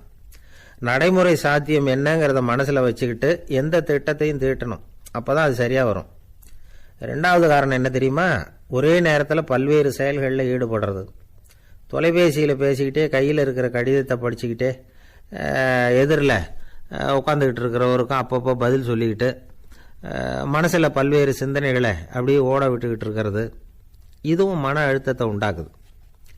3வது காரணம், எதிலேயும் வெற்றி மட்டும் எதிர்பார்க்குற ஒருதலை பட்சமான ஆர்வம். நாம் தொட்டதெல்லாம் வெற்றியாகவே முடியணும் அப்படின்னு எதிர்பார்க்குறவங்க ஏதாவது ஒன்றில் தோல்வியை கண்டா தோண்டு போயிடுறாங்க. எப்படியும் முடியலாம்ங்கிற எண்ணம் ஏற்கனவே நமக்குள்ளே இருந்துட்டுதுன்னா அந்த அவஸ்தை வராது. அதனால் அதுவும் நம்ம வளர்த்து கொள்ள வேண்டிய ஒரு குணம். மன உளைச்சல் ஏற்படுறதுக்கு இன்னொரு காரணம், எதையும் வேகமாக செஞ்சுடணும் அப்படிங்கிற துடிப்பு. அந்த துடிப்பே மனசை அழுத்த ஆரம்பிச்சிடும். எந்த ஒரு காரியத்திலையும் தாமதமோ இடையூறோ ஏற்பட்டால் அதை பொறுத்துக்கிற மனப்போக்கம் வேணும். அது இல்லாதவங்க அழுத்தத்துக்கு ஆளாயிடுறாங்க. சில பேர் வேலைன்னு எந்த நேரம் பார்த்தாலும் வேலையே கதின்னு கிடப்பாங்க. பொழுதுபோக்குக்கோ உடற்பயிற்சிக்கோ குடும்பத்தில் உள்ளவங்க அல்லது நண்பர்கள் கூட கலந்துரையாடவோ கொஞ்சம் கூட நேரம் ஒதுக்க மாட்டாங்க. இந்த சுபாவம் மன அழுத்தத்தை உண்டு பண்ணும். இதையெல்லாம் புரிஞ்சுக்கிட்டு அதிலிருந்து விடுபடுறது எப்படின்னு யோசிக்கணும். வல்லுநர்கள் இது தொடர்பாக சில யோசனைகளை சொல்லி வச்சிருக்கிறாங்க. அது என்னன்னா, வாழ்க்கைங்கிறது பிரச்சனைகளால் பின்னப்பட்ட ஒன்று. அது எப்பவுமே முடிவடையாத ஒரு தொடர்கதை அப்படிங்கிறத முதல்ல நாம் புரிஞ்சுக்கணும். ஒரே நேரத்தில் ஒரு காரியத்தில் மட்டுமே நாம் கவனம் செலுத்தணும். அடுத்தவங்க காரியத்தில் தலையிடக்கூடாது. எதையும் பேச ஆரம்பிக்கிறதுக்கு முன்னாடி நம்மை நாமே கேட்டுக்க வேண்டிய கேள்வி 2. 1, நான் சொல்ல போகிறது ரொம்ப முக்கியமானதா? 2வது, நான் சொல்கிறத அவங்க கேட்கறதுக்கு ஆசைப்படுறாங்களா? நான் பேசுறதுக்கு அது சரியான நேரம் தானா? இதை யோசித்து பார்த்ததுக்கப்புறம் எதையும் பேச ஆரம்பிக்கணும். முடிஞ்ச அளவுக்கு வளைந்து போகிற சுபாவத்தை வளர்த்துக்கணும். நம்ம நேரம் விலை மதிப்பு இல்லாதது. அதை வீணாக்கக்கூடாது. சிரிக்க தெரியலனாலும் பரவாயில்ல, முகத்தில் கொஞ்சம் புன்முறுவலாவது காட்டணும். இதெல்லாம் ரொம்ப முக்கியம். அடுத்தவங்க ஏதாவது செஞ்சால் உடனே நன்றி சொல்ல மறக்கப்படாது. தினமும் கொஞ்சம் நேரத்தை தனிமையில் செலவு பண்ணணும். மன உளைச்சலிருந்து விடுபடுறதுக்கு 3 முக்கிய வழிகள் சொல்கிறாங்க. அதை சுருக்கமாக ரெட் அப்படின்னு சொல்கிறாங்க. RED ஆங்கில எழுத்தில். அந்த முதல் எழுத்து ஆர், அது என்னென்னா ரிலாக்ஸேஷன், அதாவது இடை ஓய்வு. 2வது இ எக்ஸர்சைஸ், உடற்பயிற்சி. 3வது டயட், திட்டமிட்ட உணவு முறை. அதனால் தியானம், மூச்சு பயிற்சி இதெல்லாம் இந்த இடை ஓய்வுக்கு வழிகள். எந்த வேலையையும் தொடர்ந்து செய்யக்கூடாது. எல்லார்கிட்டையும் கலகலப்பாக பழகணும். மாதத்துக்கு ஒரு நாளாவது குடும்பத்தோடு வெளியில் போயிட்டு வரணும். சுலபமான உடற்பயிற்சிகளை செய்யலாம். உடற்பயிற்சிங்கிறது நமக்காக நாம் செய்கிற ஒரு நீண்டகால முதலீடு அப்படின்னு சொல்லுவாங்க. அதாவது லாங் டேர்ம் இன்வெஸ்ட்மெண்ட்டாக. அளவோடு சாப்பிட்ணும், மெதுவாக சாப்பிட்ணும். இதெல்லாம் கொஞ்சம் மனசில் வச்சுக்கிட்டு நடந்துக்கிட்டால் மகிழ்ச்சியாக வாழலாம். சில பேர் சாப்பாட்டு விஷயத்தில் ரொம்ப அக்கறை எடுத்துக்கிறது உண்டு. ஒரு குண்டு ஆசாமி சாப்பிட உக்காந்தார். முதல்ல ஒரு மாத்திரை சாப்பிட்டார். எதுக்குன்னு கேட்டோம். பசி எடுக்கிறதுக்குன்னார். சாப்பிட்டு முடித்தார். பிறகு மறுபடியும் ஒரு மாத்திரை சாப்பிட்டார். இது எதுக்குன்னு கேட்டோம். சாப்பிட்டது ஜீரணமாகறதுக்கு அப்படின்னார். ஒரு ஆஃபீஸில் வேலை பார்க்குற ஒருத்தர் ஏதோ தப்பு பண்ணிவிட்டார். உடனே மேல் அதிகாரி அவரை கூப்பிட்டு அனுப்புனார். நீ செஞ்சது தப்புன்னார் கோபமாக. இது ஒரு ரகம். சில அதிகாரிகள் இப்படி நீங்கள் செஞ்சது தப்புன்னு சொல்கிறதில்ல, நீங்கள் செஞ்சது சரி அப்படின்னு சொல்கிறதில்ல. எப்படி சொல்லுவாங்கன்னா, நீங்கள் செஞ்சது சரியில்லைன்னு நான் நினைக்கிறேன் அப்படின்னு சொல்லுவாங்களாம். அதாவது சில பேர் நீங்கள் செஞ்சது தப்புங்கிறாங்க. அதையே மாற்றி சொல்கிறாரு இவர், நீங்கள் செஞ்சது சரியில்லைன்னு நினைக்கிறேன். இது ரெண்டும் அர்த்தம் ஒன்று தான், இருந்தாலும் வார்த்தைகள் வித்தியாசம். நிர்வாக திறமை இல்லாத ஒரு அதிகாரி யூ ஆர் ராங் அப்படின்னு சொல்லுவாராம். நிர்வாக திறமை உள்ள அதிகாரியாக இருந்தால் அதையே கொஞ்சம் மாற்றி I think you are not correct அப்படிம்பாராம். இதுதான் வித்தியாசம். இருந்தாலும் வார்த்தைகளை உபயோகப்படுத்துகிற விதத்தை வச்சு தான் வேலை நல்லா நடக்கிறதும் நடக்காததும் இருக்குது. விவரம் தெரிஞ்சவங்க என்ன சொல்கிறாங்க தெரியுமா? Be a leader not a boss அப்படிங்கிறாங்க. ஒரு லீடராக பாஸாக இருக்காதே அப்படிங்கிறாங்க. சரி, அப்படின்னா லீடருக்கும் பாஸுக்கும் வித்தியாசம் உண்டா அப்படின்னு கேட்டால் இருக்குன்னு சொல்கிறாங்க. லீடருங்கிறவர் வேறு, பாஸுங்கிறவர் வேறு. ஒரு லீடர் எப்படி நடந்துக்குவார், ஒரு பாஸ் எப்படி நடந்துக்குவார், இதை முதல்ல நாம் தெரிஞ்சுக்கணும். அவங்க எப்படி நடந்துக்குவாங்க அப்படிங்கிறதுக்கு சில விவரங்கள் இருக்குது. அதை கேட்டோம்னா நாம் புரிஞ்சுக்கலாம் அதை. அதாவது பாஸுங்கிறவர் விரட்டிக்கிட்டே இருப்பார், லீடருங்கிறவர் ஊக்கப்படுத்திக்கிட்டே இருப்பார். நாளைக்கு சாயந்தரத்துக்குள்ளே அந்த வேலையை செஞ்சு முடிக்கலைன்னா தொலைச்சி விடுவோம் தொலைச்சி அப்படிம்பார் அவர். இவர் எப்படி சொல்லுவார்னா, இது வரைக்கும் நீங்கள் செஞ்சுருக்கிற வேலை ரொம்ப அற்புதம் அப்படிம்பார். பாஸுங்கிறவர் அதிகாரத்தை நம்பி செயல்படுறவர், லீடருங்கிறவர் நல்லெண்ணத்தை நம்பி செயல்படுறவர். நம்மக்கிட்ட அதிகாரம் இருக்குது, பவர் இருக்குது, அதனால் காரியத்தை சாதிச்சுடலாம் அப்படின்னு நினைக்கிறவர் அவர். மற்றவங்க கிட்ட ஒரு நல்ல அபிப்பிராயத்தை சம்பாதிச்சுக்கிட்டு அது மூலமாக காரியங்களை சாதிக்கிறவர் இவர். பாஸுங்கிறவர் பயத்தை உண்டு பண்ணுவார், லீடருங்கிறவர் அன்பை பரவ செய்வார். அதை செய்யலைன்னா ஆடிட்டில் தகராறாயிடும், இது செய்யலைன்னா இன்க்ரிமெண்ட்டு கட் ஆகிடும், இப்படி ஏதாவது சொல்லி பயமுறுத்திக்கிட்டே இருப்பார் அவர். இவர் அப்படி இல்லை. உடம்பு இப்படி இருக்குது, வீட்டில் எல்லோரும் சௌக்கியமாக இருக்கிறாங்களா, ஆஃபீஸில் எல்லாம் வசதியாக இருக்குதா, நான் ஏதாவது உதவி செய்யணுமா அப்படின்னு அன்புக்கு முக்கியத்துவம் கொடுப்பார். பாஸுங்கிறவர் எதுக்கெடுத்தாலும் நான் சொல்லிகிட்டு இருப்பார். லீடருங்கிறவர் நாமன்னு சொல்லிகிட்டு இருப்பார். பாஸுங்கிறவர் தப்புக்கு காரணம் யாருன்னு பார்ப்பார். லீடருங்கிறவர் தப்பு என்னன்னு பார்ப்பார். இதுதான் ரெண்டு பேருக்கு வித்தியாசம். The boss shows who is wrong, the leader shows what is wrong அப்படின்னு சொல்லுவாங்க. இந்த காரியம் எப்படி செய்யப்பட்டிருக்கு அப்படின்னு தெரிஞ்சுக்கிறவர் பாஸ். இந்த காரியத்தை எப்படி செய்யணும்னு செஞ்சு காட்டுறவர் லீடர். பாஸுங்கிறவர் பணியாளர்களை திட்டுவார். லீடர் மரியாதைக்குரியவராக நடத்துவார். அதுக்குரியவராக அவர் நடந்துக்குவார். செய்கிற வேலையை ஒரு சுமையாக நினைக்க வைக்கிறவர் பாஸ். செய்கிற வேலையை ஒரு சந்தோஷமாக ஆக்கிறவர் லீடர். ஒரு முதலாளியாக இருக்கிறவர் அல்லது ஒரு நிர்வாகியாக இருக்கிறவர் இது மாதிரியான நுணுக்கங்களையெல்லாம் தெரிஞ்சு வச்சுக்கிறது நல்லது. ஒரு பாஸ் இருக்கார். அவர் ஒரு நாள் ரொம்ப பெருமையாக தன்னோட ஆஃபீஸை பற்றி பேசிக்கிட்டு இருந்தார். எனக்கு கீழே 200 பேர் வேலை செய்கிறாங்க சார். நான் ஒரு கோடு கிழிச்சா அவங்க அதை தாண்டாத அளவுக்கு நான் நடந்துக்கிறேன் சார் அப்படின்னார் அவர். அது எப்படி முடியுது உங்களால் அப்படின்னு கேட்டோம். நான் கோடே கிழிக்கிறதில்ல சார் அப்படின்னார். என்ன சார் உங்கள் பையன் என்ன செஞ்சுக்கிட்டு இருக்கிறான் இப்போது அப்படின்னு கேட்டார் ஒருத்தர். அடிக்கடி கண்ணாடி முன்னாடி நின்று அழகு பார்த்துக்கிட்டு இருக்கிறான் சார் அப்படின்னார் அப்பா. இளம் பருவம் இப்படி தான் இருக்கும், அதையெல்லாம் சாதாரணமாக நினச்சிடாதீங்க அப்படின்னார் அவர். என்ன சார் சொல்கிறீங்க, கண்ணாடி முன்னாடி நின்றுக்கிட்டு நேரத்தை வீணாக்கிக்கிட்டு இருக்கான், அதை ஒரு பெரிய விஷயமா நான் நினைக்கணுமா அப்படின்னார் இவர். இளம் பருவத்தில் இளைஞர்களுக்கும் சின்ன பொண்ணுங்களுக்கும் அடிக்கடி கண்ணாடியில் பார்க்கணும்னு தோணும். அது வெறுமனே அழகு பார்க்குறது மட்டும் இல்லை, அவங்க தங்களையே தேடி கண்டுபிடிக்கிற ஒரு முயற்சி அது. இது ஒரு மனோதத்துவ விளைவு. இது வரைக்கும் சின்ன பிள்ளையாக இருந்துட்டோம், இனிமேல் நாமளும் மற்றவங்க மாதிரி மனிதர்கள் தான் அப்படிங்கிற உணர்வு அவங்களுக்கு வருது. தங்களோட முகம் எப்படி இருக்குது, அழகு எப்படி இருக்குது, உடம்பு நேரம் எப்படி இருக்குது, முடி எப்படி இருக்குது அப்படிங்கிறதையெல்லாம் கண்டுபிடிக்கிறாங்க. அதுக்கப்புறம் இன்னொரு ஆணோ பொண்ணோ தன்னை கவனிக்கணும் அப்படின்னு நினைக்கிறாங்க. இதெல்லாம் மனோதத்துவ உண்மைகள், இதெல்லாம் இயற்கை. இதை பார்த்துட்டு பெற்றவங்க பிள்ளைங்க கெட்டு போட்டாங்க அப்படின்னு நினைக்கக்கூடாது, அவங்கள திட்டிக்கிட்டே இருக்கக்கூடாது. இன்றைக்கி பல குடும்பங்களில் இதுதான் நடந்துக்கிட்டு இருக்குது. மனுஷ வாழ்க்கையிலேயே இப்படியும் இல்லாத அப்படியும் இல்லாத ஒரு பருவம் இளம் பருவம். 13லேருந்து 19 வயசுக்கு உட்பட்ட ஆண்கள் பெண்கள் இந்த வகையை சேர்ந்தவங்க, டீனேஜ் குரூப். இவங்கள சின்னவங்கன்னு நினச்சிட முடியாது, பெரியவங்கன்னு நினச்சிட முடியாது. இவங்க ரொம்ப சென்சிட்டிவ். சமூகம் நினச்சா இவங்களை நல்லவங்களாகவும் ஆக்கலாம், கெட்டவங்களாகவும் ஆக்கலாம். கொஞ்சம் அக்கறை எடுத்துக்கிட்டால் பெரிய பெரிய மேதைகளையும் விஞ்ஞானிகளையும் உருவாக்கலாம். ஆனால் நடக்கிறது என்ன தெரியுமா, அநேகமாக இவங்களை யாருமே சரியாக புரிஞ்சுக்கிறது இல்லை, இவங்களை சரியாக நடத்துறதும் இல்லை. இது வரைக்கும் நாம் சொல்கிறத கேட்டுக்கிட்டு இருந்தான், இப்போல்லாம் அவன் இஷ்டத்துக்கு நடக்க ஆரம்பிச்சுட்டான் அப்படின்னு வருத்தப்படுற பெற்றோர்கள் அதிகம். இது வருத்தப்படுற விஷயம் இல்லை, சந்தோஷப்பட வேண்டிய விஷயம். உங்கள் புள்ள சொந்தமாக யோசிக்க ஆரம்பிக்கிறதும் நடந்துக்க ஆரம்பிக்கிறதும் ஒரு தப்பான விஷயமா? அவன் கடைசி வரைக்கும் உங்கள் பேச்சையே கேட்டுக்கிட்டு இருக்கணுங்கிறது என்ன நியாயம்? இன்றைக்கி இளைஞர்களை பெரியவங்க தப்பாக புரிஞ்சுக்கிட்டு தவறாக நடத்துறதுனால தான் அவங்களுக்கு வெறுப்பு, எரிச்சல், மனக்கசப்பு எல்லாம் உண்டாகுது.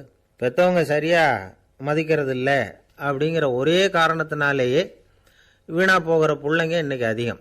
சரி, பெற்றவங்களுக்கு இன்றைக்கி என்ன தான் புத்தி சொல்ல வர்றீங்க அப்படின்னு கேட்குறீங்களா?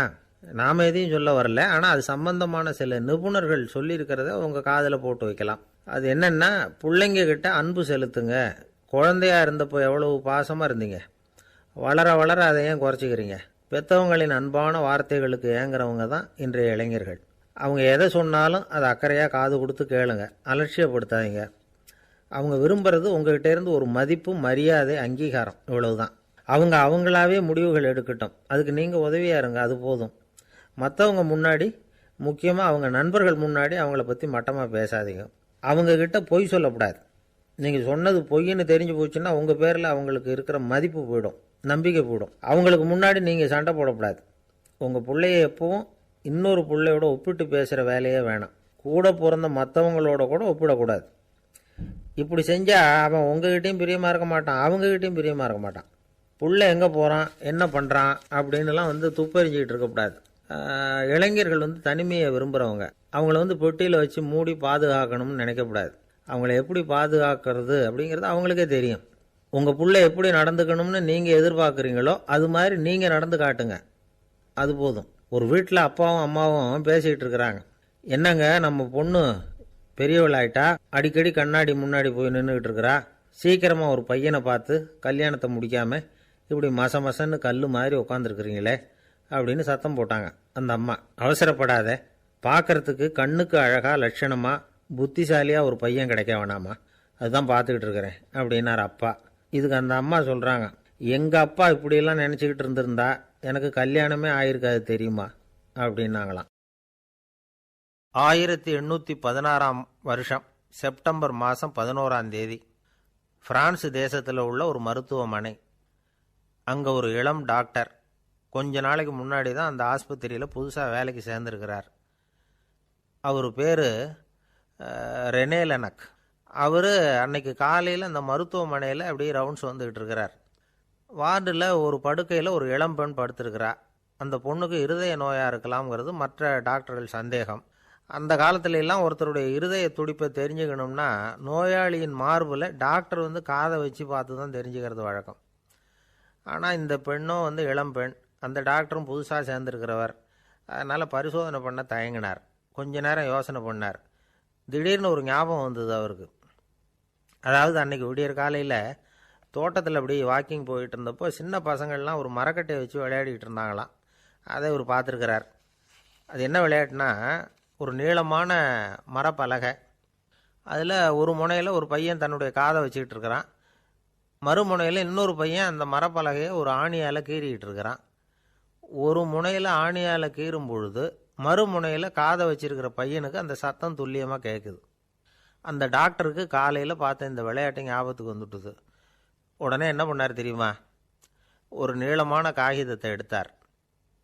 அதை அப்படியே உருளை மாதிரி உருட்டினார்.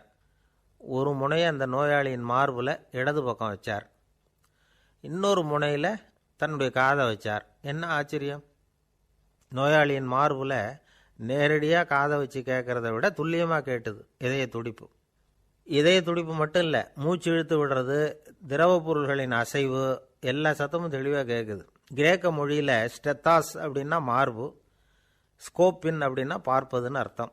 அதனால் டாக்டர் ரெனே லெனக் தான் கண்டுபிடிச்ச கருவிக்கு ஸ்டெதஸ்கோப் அப்படின்னு பேர் வச்சார். அவரே முதல் மாடலையும் செஞ்சார். அளவு ரொம்ப பெருசாக இருந்தது, சுலபமாக எடுத்துகிட்டு போகிறது கஷ்டம், அது அவ்வளோ கஷ்டமாக இருந்தது அது. அதனால் அவரே அதை அப்புறம் 2 பிரிவாக தயார் பண்ணார். இது 2 துண்டையும் டாக்டர் தன்னோட கோட்டு பாக்கெட்டில் வச்சுக்கலாம், தேவைப்படுறப்ப எடுத்து ஒன்றா சேர்த்துக்கலாம். இப்படி தான் அவர் ஆரம்பத்தில் பண்ணார். தன்னுடைய இந்த கண்டுபிடிப்பை பற்றி அவர் ஒரு புத்தகம் எழுதினார். நிறைய விற்றுது, புகழும் பணமும் சேர்ந்தது. பணமும் புகழும் சேர்ந்தது மாதிரியே அவருக்கு ஒரு நோயும் சேர்ந்தது. அது என்ன நோயின்னு கண்டுபிடிக்கிறதுக்கும் அவர் கண்டுபிடிச்ச கருவி தான் உபயோகப்பட்டு தான். அவரே அதை கண்டுபிடிச்சார். அவருக்கு வந்திருந்தது காச நோய். 1826 வருஷம் ஆகஸ்ட் மாதம் 13 உலகத்தின் முதல் ஸ்டெதஸ்கோப்பை கண்டுபிடிச்ச டாக்டர் ரெனே லெனக் காலமானார்.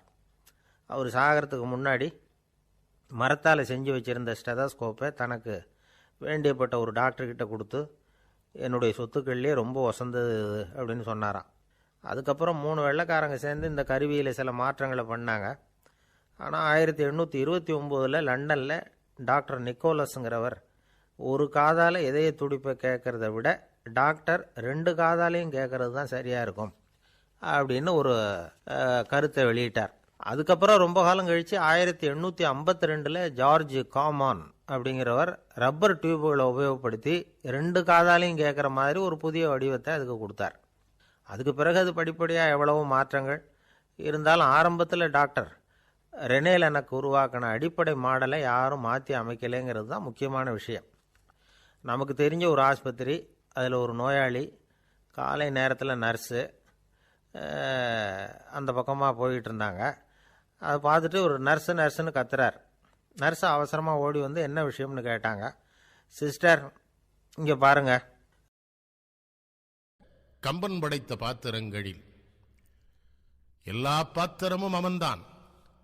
தசரதன் அவன்தான், கோசலை அவன்தான், கைகேயி அவன்தான், சுமித்திரை அவன்தான், ராமன் அவன்தான், பரதன் அவன்தான், லட்சுமணனும் சத்துருக்கணனும் அவன்தான், ராவணனும் அவன்தான், மண்டோதரியும் அவன்தான், கும்பனும். எத்தனை இருந்தாலும் ஒரு கவிஞன் தன்னையே மீறி பாத்திரமாக மாறி நிற்கிறான் என்றால் அது கிஷ்கிந்தை அரசன் வாலி பாத்திரத்திலேதான் கம்பன் தன்னை மறந்து தானே வாலியாகி நிற்கிறான். ஒரு அற்புதமான பாத்திரம். கிஷ்கிந்தையை அகற்றிவிட்டு கூட ராமகாதையை சொல்லிவிட இயலும். ஆனால் அந்த கிஷ்கிந்தை அரசன் வாலி, அவன் தம்பி சுக்ரீவன், அவனுடைய மகன் அங்கதன், அவங்களுடைய அமைச்சர் பெருமக்களிலே மூத்தவனான அனுமன், தாரை என்கிற ஒரு அற்புதமான கற்புடை பெண் என்கிற கிஷ்கிந்தையை காட்டுகிறான் கம்பன் தன் கண் முன்னாலே. வாலி கிஷ்கிந்தையிலேயே ராமபிரானை, தசரதனை, அயோத்தியை முழுமையும் அறிந்த மன்னன் அவன். அவன் ஒருவனுக்குத்தான் கிஷ்கிந்தையிலே ராமபிரானை தெரியும். ராமபிரானை தெரியும் என்பது மட்டுமல்ல, ராமனின் மீது முழு காதலும் பக்தியும் கொண்டவனாக வாலி கிஷ்கிந்தையை ஆண்டு கொண்டிருக்கிறான். மனைவியை பிரிந்து அந்த மன வருத்தத்திலே வந்து கொண்டிருக்கிற ராமபிரானுக்கு சபரி வழிகாட்ட கிஷ்கிந்தையை நோக்கி தம்பியோடு வருகிறார். தம்பியோடு வருகிற பொழுது மலையிலே மறைந்திருக்கிற சுக்ரீவன் அனுமனிடம் சொல்லுகிறான், மீண்டும் அண்ணன் வாலிதான் யாரையோ தன்னை துன்புறுத்த அனுப்பியிருக்கிறான் என்று அச்சப்பட்டு அனுமனை போய் அது யார் என்று பார் என்று சொல்ல, மிகப்பெரிய வீரனான அனுமன் கூட தன்னுடைய தோற்றத்திலே வரவில்லை ராமனை பார்க்க. அவனும் அந்தணன் வடிவத்திலே தான் வந்திருக்கிறான். அந்தணர் என்போர் அறவோர் என்பதனாலேயே அந்த காலத்தில் எல்லோருமே அந்தணர் வடிவத்திலே வந்திருக்கிறார்கள். மற்றெவ்வுயிருக்கும் செந்தன்மை பூண்டொழுகிறவர்களாக அவர்கள் இருப்பார்கள் என்பதற்காக. அப்படி எதிரிலே வந்து கேட்கிறான் இவர்கள் யார் என்று. அப்பொழுதுதான் ராமன் கேட்கிறான், நீ யார் என்று. மஞ்சனத்திரண்ட கோலமேனிய மகளிர்க்கெல்லாம் நஞ்சனத்தகையவாகி நடுரும் பனிக்கு தெம்பா கஞ்சமுத்து அலர்ந்த செய்ய கண்ண யான் காற்றின் வேந்தற்கு அஞ்சனி வயிற்றில் வந்தேன் நாமனும் அனுமன் என்றான். நம்மை விட பெரியவர்கள் அல்ல, நாம் அறியாத புதியவர்களை பார்க்கிற பொழுது கூட நம்மை எப்படி அறிமுகம் செய்து கொள்ள வேண்டும் என்பதற்கு ஒரு அற்புதமான ஒரு இடத்தை அமைத்து தந்திருக்கிறான் கம்பன் அனுமனின் வாயிலாக. பெரியவர்களை பார்க்கிற பொழுது முதல்ல அவர்களை புகழ்ந்து அவர்களை பற்றி செய்திகளை சொல்லிவிட்டு பிறகு தான் யார் என்று சொல்ல வேண்டுமே ஒழிய, போன உடனேயே நான் யார் என்று யார் முன்னாலேயும் சொல்வது நல்லவர்களுக்கு, அறிவுடையவர்களுக்கு அழகல்ல, அமைச்சர்களுக்கு அழகல்ல என்பதனாலே முதல்ல ராமனை பாராட்டி மஞ்சன திரண்ட கோலமேனிய மகளிருக்கெல்லாம் நஞ்சனத்தகையவாக நடுரும் என்று ராமனை பாராட்டி விட்டு, நான் வேறு யாரும் அல்ல, அந்த வாயு பகவானுக்கு அஞ்சனை வயிற்றிலே பிறந்த பயல் என் பயன் அனுமன் என்கிறான். ராமன் வியப்படைகிறார், யார் கொல் இச்சொல்லின் செல்வன்கிறான். லட்சுமணன்ட்ட சொல்றான், இத்தனை நாள் நான் பார்த்ததுல பேச்சில் கெட்டிக்காரன்னு முதல்ல நான் இவனை தாண்டா பார்க்கிறேன், எப்படி பேசுறான் பாருடா என்று ராமன் சொல்லுகிறார் இலக்குவனிடம். அனுமன் அழைத்துச் செல்லுகிறான். அனுமன் ராமனையும் லட்சுமணனையும் விஷயம் சொல்லி இரளைமலைக்கு அழைத்துச் செல்கிறான். அங்கே சுக்ரீவனை அறிமுகப்படுத்துகிறான். இப்படித்தான் கிஷ்கிந்தை நமக்கே அறிமுகமாகிறது கம்பராமாயணத்திலே. உள்ளே அழைத்துச் செல்லுகிறான். உணவு பரிமாறுகிற வேளையிலே சுக்ரீவன் பரிமாறுகிறான். நம் நாட்டின் பண்பாடு, யார் யார் வீட்டிற்கு விருந்திற்கு சென்றாலும் விருந்து தருகிறவர்கள் வீட்டு பெண் தான் பரிமாற வேண்டும். இப்பொழுதெல்லாம் அது கிடையாது. வேலைக்காரர்கள் பரிமாறுகிறார்கள், இல்லை சமையல்காரர்கள் பரிமாறுகிறார்கள். வீட்டு பெண்கள் பரிமாற வேண்டும் என்று நம்முடைய பெரியவர்கள் வைத்ததற்கு காரணம், அவர்களுக்குத்தான் தாய்மை குணம் இருக்கும். நமக்கு உணவு பரிமாறி விட்டு எதை நாம் விரும்பி சாப்பிடுகிறோம் என்று அவர்களாலே தான் கண்டுபிடிக்க இயலும். எதை விரும்பி சாப்பிடுகிறோமோ அதை அதிகம் பரிமாறுவார்கள் பெண்கள், அவர்கள் தாயாக இருப்பதனாலே. சுக்ரீவனே பரிமாறுகிற பொழுதுதான் ராமன் கேட்கிறான், என்ன இது நீ பரிமாறுகிறாய், எங்கே உன் துணைவியை என்று கேட்ட உடனேதான் உரிமை என்று இவருக்கு உரிய தாரமா மறுமருந்தையும் அவன் வவ்வினன் என்று அனுமன் தான் எடுத்துக் கொடுக்கிறார். எத்தனைதான் பெரிய பண்பாடுகளின் நாயகனாக இருந்தாலும், சிறந்த குண விசேஷங்கள் கொண்டவனாக ராமன் இருந்தாலும் கூட, தன் மனைவியை இழந்து பிரிந்த துயரத்திலே புலம்பி அழுகிறவனாக வந்து நின்ற ராமனுக்கு இன்னொருவனும் மனைவியை பிரிந்திருக்கிறான் என்றவுடன் இவன் தன் இனத்தை சார்ந்தவன் என்கிற உணர்வு வர வேகப்படுகிறான். வேகப்பட்ட உடனே ராமன் சொல்லுகிறார், உனக்கு நான் தான் உதவி, எல்லா விதத்திலேயும் உதவி. மற்றினி உரைப்பதென்னை வானிடை மண்ணில் என்னை செற்றவர் என்னை செற்றார், தீயரே எனினும் உன்னோடு உற்றவர் எனக்கு முற்றார், உன் கிளை எனது காதல் சுற்றம், நீ எனது இன்னுயிர் துணைவன். ரொம்ப பெரிய ஆள் சொல்றார். தீயவர்களே உன் நண்பர்களா இருந்தாலும் அவங்க தான் எனக்கு உறவுங்கிறார். அந்த வேகம், அந்த ஆத்திரம், மனைவி இழந்த வேகம், இவனும் மனைவி இழந்தவன் என்றவுடன் ரொம்ப அருமையாக ராமனின் மனதிலே வாலிக்கு எதிராக ஒரு அற்புதமான விதையினை அனுமன் ஊன்றுகிறார். ராமன் அதை அப்படியே வாங்குகிறார். இந்த செய்தி வாலியினுடைய மனைவிக்கு போகிறது. வாலி மனதிலே வாங்கி வைத்திருக்கிறார். ராமன் என்று யாரோ ஒருவன் வந்திருக்கிறான் சுக்ரீவனுக்கு. அவளுக்கு ராமன் தெரியாது, சுக்ரீவனுக்கு தெரியாது, அனுமனுக்கு தெரியாது. கிஷ்கிந்தையில் ஒருவனுக்குத்தான் ராமனை தெரியும். அவன் ராமனை அரங்கடின் நாயகனாக அருட்கடலாக நினைக்கிற வாலி.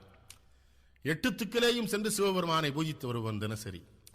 ராவணனை தன்னுடைய வானிலே கட்டி தன் மகன் அங்கதனுக்கு தொட்டிலே பூச்சியாக தொங்கவிட்டு காட்டியவன். உலகத்திலே ராவணன் கண்டு அஞ்சுகிற மாபெரும் வீரன் கார்த்த வீரியார்ச்சுனனுக்கு பிறகு வாலிதான் அந்த வாலி.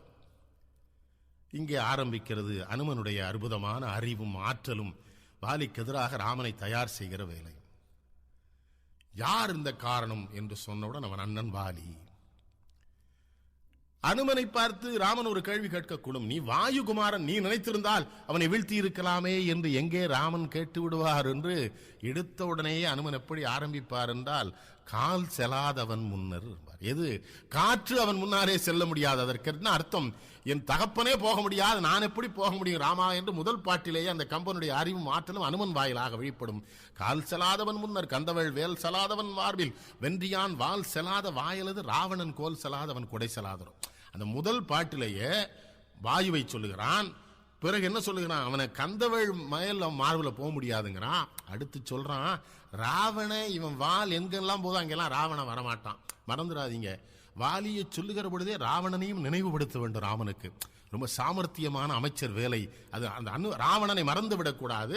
ராவணன் நினைவிருந்தால் தானே வாலி மீது கோபம் வரும்.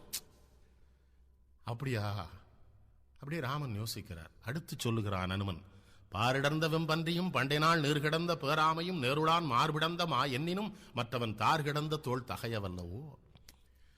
வராக அவதாரம் ஒன்னும் செய்ய முடியாது. பாரிடர்ந்த வெம்பன்றி, பண்டை நாள் நீர் கிடந்த பேருமை கூர்மா அவதாரம் ஒன்னும் செய்ய, நேருளான் மார்பிடந்த மா நரசிம்ம அவதாரம், இந்த 3 சேர்ந்து போனாலும் அவனை ஒன்னும் செய்ய முடியாது சொல்றது அனுமன். அப்படியே பார்க்கிறார் ராமன். அப்படியே அவ்வளவு பலசாலியா அவன்? ஆமா, ரொம்ப கடுமையானவன். அவங்கிட்ட நீ நினைச்ச உடனே போயிட முடியாது. இப்ப ராமன் சொல்றார், சரி அப்ப என்ன பண்ணலாம் அப்படிங்க. அவன் எதிரிலே போனால் பாதி பலம் போயிரும்னு ஒரு செய்தி. இது ரொம்ப நாட்களாக வரம் என்கிறார்கள். என்னுடைய சிந்தனை அப்படி அல்ல. திருநெல்வேலி மாவட்டத்தில் வழக்கில் ஒரு விஷயம் உண்டு. அண்ணாச்சி, அவன் இவ்வளவு பெருசா பேசுறான்ல ராமசாமி, நான் 2ல் 1 பாத்துறேன் அப்படின்னு அந்த ஆளை பார்த்தா அந்த பயலுக்கு பாதி உயிர் போயிடனாச்சுமா. இந்த சில பேருடைய ஆகிருதி, சில பேருடைய சொல்லாற்றல், சில பேர் நிக்கிற தோரணையை பார்த்தாலும் எதிரில் போனவனுக்கு பயம் வந்துடும். எதிரிக்கு பயம் வந்தால் பயம் வந்து அவனுக்கு வந்து லாபம் தான். எதிரிக்க பாதி அங்க போயிரும்ல. அப்படித்தான் வாலியினுடைய தோற்றம். அந்த வாலியை பார்க்கிற யாருக்குமே தன் நெஞ்சில் ஒரு அச்சம் வந்துடும். அதன் விளைவாக பாதி பலம் போகும். பாதி பலம் போனா அந்த பாதி பலம் அங்க சேரும். அதுதான் உண்மை. இது என்ன ஆகிறது? ராமன்ட்ட மறைமுகமா சொல்லிடுறான், எதிரில் போயிடக்கூடாது, நீங்க அவனை வேற மாதிரி தான் பார்க்கணும். அப்ப ராமன் சொல்றாரு, ஒன்னு செய்யலாம், இவனை போய் சண்டைக்கு கூப்பிட்டு இவன் தம்பி, அவன் வரும்போது நம்ம அவனை மறைஞ்சிருந்து அவனை கொண்டுடலான்னு ஒரு முடிவு எடுக்கிறார்கள். ஆனால் சுக்ரீவனோ ராமபிரானை நம்ப தயாராக இல்லை. ஆகவே அவன் என்ன சொல்லுகிறான், இந்த 7 மராமரங்களின் மீது ராமனை அம்பு விடச் சொல், பிறகுதான் நம்புவேங்கிறான். ரொம்ப பெரிய மனிதர்களுக்கு தனக்கு சம்பந்தம் இல்லாத சின்னவர்கள்ட்ட போய் உறவு வச்சு அப்படி அவமானப்பட வேண்டி வரும். ராமன் போய் அம்பு விடுறார். 7 மராமரங்களை இது ஊடுருவி, 7 மராமரங்கள் உருவி கீழ் உலகம் என்று 7ம் ஊடுபு குருவி 7 இல்லாமையால் மீண்டதவர் ராகவன் பகடிங்கிறாங்க அம்மை. அப்புறம் வேற 7 இல்லையா, 7ங்கிற எண் எங்கெல்லாம் இருக்கோ அதெல்லாம் அடிச்சுட்டு வந்துருச்சு. அப்புறம் தான் நம்புறான். சரி நீ போய் உங்க அண்ணனை சண்டை கூப்பிடு. அப்பவும் சுக்ரீவனுக்கு நம்பிக்கை, நீங்க நான் இருப்பேன் பார்த்துக்கிறேன். இப்போ போகிறார்கள். போய் சுக்ரீவன் கூவி அழைக்கிறான். மார்பெரும் கடகரி முழக்கம் வாளறி ஏற்பது செவித்தலத்து என்ன ஓங்கிய ஆர்ப்பொலி கேட்டனன் அமடிமேல் ஒரு பார்க்கடல் கிடந்ததே அணைய பான்மை என்கிறார் கம்பன். மறந்து விடாதீர்கள், பார்க்கடலுக்கு ஊமையாக யார சொல்றார்? வாலியை சொல்றார். வாலி பார்க்கடல்ங்கிறார். பார்க்கடலை மாதிரி படுத்து கிடந்தான். எழுந்துச்சு வர்றான் வாலி. மனைவி போய் தடுக்கிறா, தார எங்க போறேங்கிறா. இந்த என் தம்பி பையன் என்ன சண்டை கூப்பிடுறான், என்னான்னு கேட்கிறேன். போ, ஏய், நேற்று வரை பயந்து கிடந்த தம்பி இன்னைக்கு வரான்னு நீ யோசிக்க வேண்டாமா? நீ ஒரு அரசன் ஆகிட்டு அவனுக்கு வேற யாரோ துணை வராம வருவானாமே, ஏதோ ஒரு துணை வந்திருக்குங்க. யார் அப்படிங்கிறான். ராமன் என்பவன் உன்னுயிர் கோடலுக்கு உடன் வந்தான் என துண்ணிய அன்பினர் சொல்லினர் என்றார். ராமன் யாரோ ஒருத்தன் உன் தம்பிக்கு துணைக்கு வந்திருக்கான, அவளுக்கு ராமனை தெரியாது. தாரைக்கு அனுமனுக்கும் சுக்கிரீவனுக்குமே தெரியல, கேட்டுத்தானே தெரிஞ்சுக்கிறாங்க. இவளுக்கு சுத்தமா தெரியா ராமன் ஒருத்தன் வந்திருக்கானா அவன் தம்பிக்கு துணையா. அப்படியே அவனுக்கு கோபம் வருது. தம்பியர் அல்லது தனக்கு வேறுயிர் இம்பரின் இலது எண்ண எண்ணி எய்ந்தவன் எம்பியும் யானும் உற்று எதிர்ந்த போரினில் அம்பிடை தொடுக்குமோ அருளின் ஆளியான்னு கேட்கிறான். தம்பிகளை தவிர உலகத்துல தனக்கு வேறு யாருமே இல்லைன்னு அவ்வளவு தெளிவா இருக்கிற அந்த அண்ணன் ஏன் தம்பிக்காக மிகப்பெரிய வீரனான உண்மை வீரனான என்ன கொல்றதுக்கு வந்து நிப்பான்னு அருட்கடலாகிய ராமனை சொல்றிய எப்படி சொன்னேன்? உழைத்தவள் இருவனைக்கு ஊறு காண்கிறார், அழைத்தையர் உலகனுக்கு அறத்தின் ஆறலாம் இழைத்தவர்க்கு இயல்பலை எம்பியன் செய்தாய். ஏய், உலகத்துக்கு பூரா அருள் செய்ய வேண்டிய அவனை போய் அவனுக்கு இயல்பே இல்லாத விஷயத்தை சொல்றிய. ஒரு சின்ன பயலுக்காக கூட வந்து அவன் எங்க இருந்தோ என்ன அடிப்பான்னு. என்ன நீ பிழைத்தனை பாவி, நீ பிழைத்தாய் எதற்கு தெரியுமா? என் மனைவினா இல்ல, பிழைத்தனை நீ பெண்மையால். பொம்பளை பிள்ளை ஏதோ தப்பா சொல்லிட்ட, உன்னை நான் கொண்டேன்னா அது மரியாதை குறைவு. ராமனை உன்னை தவிர யாரு கிஷ்கிந்தையில பேசினாலும் இப்ப கொண்டிருப்பேன். நீ பெண், பிழைத்தனை பாவி, நீ பெண்மையால். ஜாக்கிரதை. ராமனை பத்தி இனிமே இந்த பேச்சலாம் வெளியில வருகிற பொழுது கம்பன் எழுதுகிறான், மண் தூணிலை தோன்றிய நரசிங்கம் என தோன்றினான். மறந்துடாதீங்க, பார்க்கடல்ங்கிறான். அப்புறம் நரசிங்கம் மாதிரி வெளியில வந்தாங்க, தூண்ல இருந்து வந்த மாதிரி வெளியில வர்றான். ராமனும் இலக்குவனும் மறைந்து நிற்கிறார்கள். அப்ப ராமன் கேட்கிறார் லக்குவன்ட்ட, அவ்வேளை ராமனும் அன்புடை தம்பிக்கு, ஐய செவ்வேசல நோக்குதி தானவர் தேவர் நிற்க எவ்வேளை எம்மேகம் எக்காலோடு கால வெந்தி வெவ்வேறு உலகத்து இவன் மேனியை மாறும். நான் முதலிலேயே ஒரு செய்தி சொன்னேன், அவனுடைய தோற்றத்தை பார்த்தாலே எதிரில் இருக்கவனுக்கு பாதி உயிர் போயிரும். மறைஞ்சு நின்று பார்க்கிற ராமன் என்கிற மாவீரனுக்கே அது தோணுது, தானவர் தேவர் நிற்க எவ்வேளை எம்மேகம் எக்காலோடு கால வெந்தி. தம்பி இவனுக்கு யாரடா இணையா நிக்க முடியும்? மறைஞ்சு நிக்கிற ராமன் சொன்னா, ராமன் எதிரில் நின்னா என்ன இருப்பார்? லட்சுமணன் கோபக்காரன் தான். கோபக்காரங்கிட்ட ஒரு சிறப்பு, நினைக்கிறத சொல்லிடுவானுங்க, மறைக்க மாட்டான். இந்த கோபக்காரன் என்ன பண்ணுவான்? தடப்பட உண்மையை பேசிப்போம். அவன் சொல்றான், எனக்கு அதெல்லாம் ஒன்றும் தோணலையா, கூட பிறந்த அண்ணனை கொல்ல யமனை கூட்டிட்டு வந்திருக்கான் இந்த சுக்கிரீவன். ராமனை யமன்கிறான். வள்ளற்கிளையான் பகர்வான் இவன் தன் முன் வாழ்நாளை கொள்ள கொடுங்கூற்றுவனை குணர்ந்தான் எனும் எண்ணம் உள்ளத்து ஊன்றிட உணர்வுற்றிலன்கிறான். கூட பிறந்த அண்ணனை மறைஞ்சிருந்து கொள்ள ஒரு யமனை கூட்டிட்டு வந்து ஒரு தம்பி நிக்காங்கிற எண்ணம் என் மனசுக்குள்ள நுழைஞ்சது பாருப்பா. அப்பவுமே எனக்கு உணர்வு இல்லாம போச்சுங்கிறான். என்ன சொல்லலாம்? என்ன நீ தப்பு பண்றாங்கிறான் ராமனை மறைமுகமா. இதுக்கு நீ வந்துருக்க கூடாது, ரொம்ப சில்லறத்தனமான காரியம் நம்ம பண்ண போறோம். நான் வந்துடுறான் வாலி. வாலிட்ட சுக்கிரீவன் நிக்க முடியுமா? அடிச்சு கடையிற கடையில தப்பிச்சு ஓடி வந்துடுறான். என்னையா பெரிய ஆளு, உன்னை நம்பித்தான் நான் போனேன், இந்த மாதிரி இந்த அடி அடிக்கிறான்னு பார்த்துட்டு இருக்கிறேன்னா, ராமன் சொல்றாரு, பார்க்கறதுக்கு ரெண்டு பேரும் ஒண்ணு போல இருக்கிறீங்கடா, குழப்பமா இருக்கு, ஒரு கொடிப்பு மாலை கழுத்துல போட்டுப்போம். சண்டை முடிஞ்சு அவன்கிட்ட நிக்க முடியுமா? அப்படியே அந்த கீழே லங்கோடுக்குள்ள கையை கொடுத்து கழுத்துல கையை கொடுத்து தூக்குறான். எடுத்து பாரிடை எற்றுவாம் பற்றி என்று இடவல் கழுத்தினும் கடித்தளத்திலும் தம்மிரு கரங்கன் கொடுத்து மீக்கொண்ட வாலி மேல். அப்படி மேல தூக்கி கீழே போட போகும்போது இவருக்கு வியூ நெஞ்சுக்கு சரியா கிடைக்குது. ராமனுக்கு அம்பூற்ற மடுத்து மீக்கொண்ட வாலிமேர் கோலொன்று வாங்கி தொடுத்து நானோடு தொழிற்று ராகவன் துறந்தான் கம்பன். கம்பனுக்கு என்ன சந்தேகம்னா, முழு வேகம் கொடுத்து மறைஞ்சிருந்து அடிச்சாலும் அவன் மார்புக்குள்ள நம்பு போகாது கம்பன் நினைப்பு. ஏன்னா வந்து ஆகுது, ஏன்னா அவன் கம்பன் தான் வாலி ஆயிட்டானே, தானே வாலிப்போம் பாயாது. அதே போல நிறுத்திடுறான் அவன். காரும் வார்சுவை கதலியின் கனியினை களிய சேரும் சூசியின் சென்றது நின்றது என் செப்பங்கிறான் கம்பன். இதுவரை இவனுடைய அம்பு இப்படி நின்னதில்லை எங்கேயும். சொல்லும் அத்தனை அளவையின் மணிமுடி துறந்தான் எல்லிமத்தெழு மதியமும் ஞாயிறும் இழந்த அல்லும் மொத்தனன் பகலும் மொத்தனன் அமுர் பொறுமேல் வெல்லுமத்தனை அல்லது தோற்றிலா விரலோன்கிறான் ராவணட்ட. சொல்லொக்கும் கடியவேக சுடுசரம் கரிய செம்மல் அல்லொக்கும் நிறத்தினாள் மேல் விடுதலும் வைரக்குண்ட கல்லொக்கும் நெஞ்சம் தங்காது கலன்று கல்லா புல்லருக்கு நல்லோ சொன்ன பொருளன போயிட்டேங்கிறான். பரசுராமருக்கு எதிர கையில் அப்படி தூக்கு விட்டான், அவ்வளவுதான்.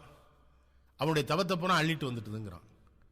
அங்க போய் சிவதர்சனம் கால் வைக்கிறான். எடுத்தது கண்டனர், இற்றது கேட்டார். அப்படிப்பட்ட ராமனுடைய அம்பு ஒருத்தனால் நிறுத்தப்படுது. அப்ப அவன் எவ்வளவு பெரிய வீரன்!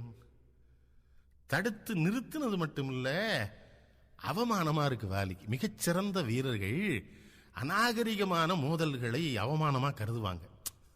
என்ன, இவன் கூட சண்டை போட்டு இருக்கும்போது எங்கே இருந்தோ ஒரு அம்பு வந்து பாயுதே, ரொம்ப ரொம்ப ரொம்ப கேவலமான காரியமா அது இருக்கு, யார் செஞ்சான்னு இழுத்துட்டான். அந்த அம்பு தடுத்தது பெரிதில்லை, இழுத்து பார்க்கறான். ராமன் பேர் இருக்கு அதுல. உம்மைசால் உலகுக்கெல்லாம் மூலமந்திரத்தை, தம்மையே தமர்க்கு நல்கும் பதத்தை, இம்மையே எழுமை நோய்க்கும் மருந்தினை, ராமன் என்னும் செம்மை சேர் நாமம் தன்னை. எல்லாரும் சொல்றாங்க அந்த மும்மைசால் உலக, இந்த பாட்டை ஏன் போடுறான்னா கம்பன், இப்படிலாம் அவனை நினைச்சிட்டு இருந்த மார்பில் இந்த அம்பு பாஞ்சிருக்குங்கிறான். மும்மைசால் உலகுக்கெல்லாம் மூலமந்திரமாக ராமனை நினைத்தவனை, தம்மையே தமர்க்கு நல்லும் தனிப்பெரும் பதமாக ராமனை நினைத்தவனை, இம்மையே எழுமை நோய்க்கும் மருந்தன ராமனை நினைத்த வாலியின் மார்பிலே மறைந்திருந்த ராமனை நம்பு பாய்கர். அதுக்கு சொல்றாங்க அம்மனது. ஆஹா, இப்படி நினைச்சிட்டு மார்பில் அவன் அம்பே பாயுதுன்னா, இவர் போய் பக்கத்தில் நிற்கிறார். வாலி பார்க்கிறான் ராமனை. எவ்வளவு பெரிய பாத்திரம் வாலி! தான் வீழ்த்தப்பட்டிருக்கிறோம், வஞ்சகமான முறையிலே வீழ்த்தப்பட்டிருக்கிறோம் என்கிற வருத்தம் கூட இல்லாமல், தன்னை வீழ்த்துவதற்கு ஒரு பெரிய மனிதன் வீழ்ந்திருக்கிறானேங்கிற வருத்தம் வருது. யாருக்கு? வாலிக்கு. வருத்தப்பட்டே கேட்கிறான், கோயில் தருமம் உங்கள் குலத்துதித்தோர்கட்கெல்லாம் ஓவியத்து எழுத ஒண்ணா உருவத்தாய் உடைமை தன்றோர், ஆவியை சனகன் பெற்ற அன்னத்தை அமிழ்தின் வந்த தேவையை பிரிந்த பின்பு திகைத்தனை போலும் செய்கைங்கிற ஒரு கேள்வி. கோவியல் தருமம் உங்கள் குலத்துதித்தோர்கட்கெல்லாம் ஓவியத்து எழுத ஒண்ணா உருவத்தாய் உடைமை தன்றோ என்பது அரச நெறிகளிலே நீதிகளிலே இருந்து வழுவாத மிகச்சிறந்த குலமான சூரிய குலத்திலே தோன்றிய நீ ஓவிய என்ன சொல்றான்? ஓவியத்தில் உலகத்தில் இருக்கிற மிகச்சிறந்த ஓவியர்கள் நினைத்து மிகச்சிறந்த வர்ணங்களை தேர்ந்தெடுத்தாலும் உன்னுடைய உருவத்தை வரைந்து விட முடியாது. அப்படி சிறந்தவனான நீ எப்படி இந்த காரியத்தை செய்த? அவன் ஜமானம் சொல்லுகிறான். ராமனுக்கு சொல்ல முடியாதுங்கிறது வாலிக்கு தெரியுது. அதான் வாலி உயர்ந்த பாத்திரம். ஒருவேளை பொண்டாட்டிய பிரிஞ்சனால பண்ணிட்டியாப்பா? ஆவியை சனகன் பெற்ற அன்னத்தை அமிழ்தின் வந்த தேவியை பிரிந்த பின்பு ஒரு அற்புதமான வார்த்தையை போடுறான், திகைத்தனை போலும் செய்கைங்கிற. என்ன செய்யறோன்னு தெரியாம இந்த காரியத்தை நீ செஞ்சிட்டியா அப்படின்னு ஒரு கேள்வியை போடுறான். முழிக்கிறார் அப்படியே. ராமன் பதில் சொல்லலை. ராமனாலே பதில் சொல்ல இயலவில்லை. ஏன்னா கேள்வி சிறந்த கேள்வி, சரியான கேள்வி, முறையான கேள்வி, கேட்கிறவன் சரியானவன். ஆகவே அவருக்கு அப்படியே அதிர்ச்சி நிற்கிறார்.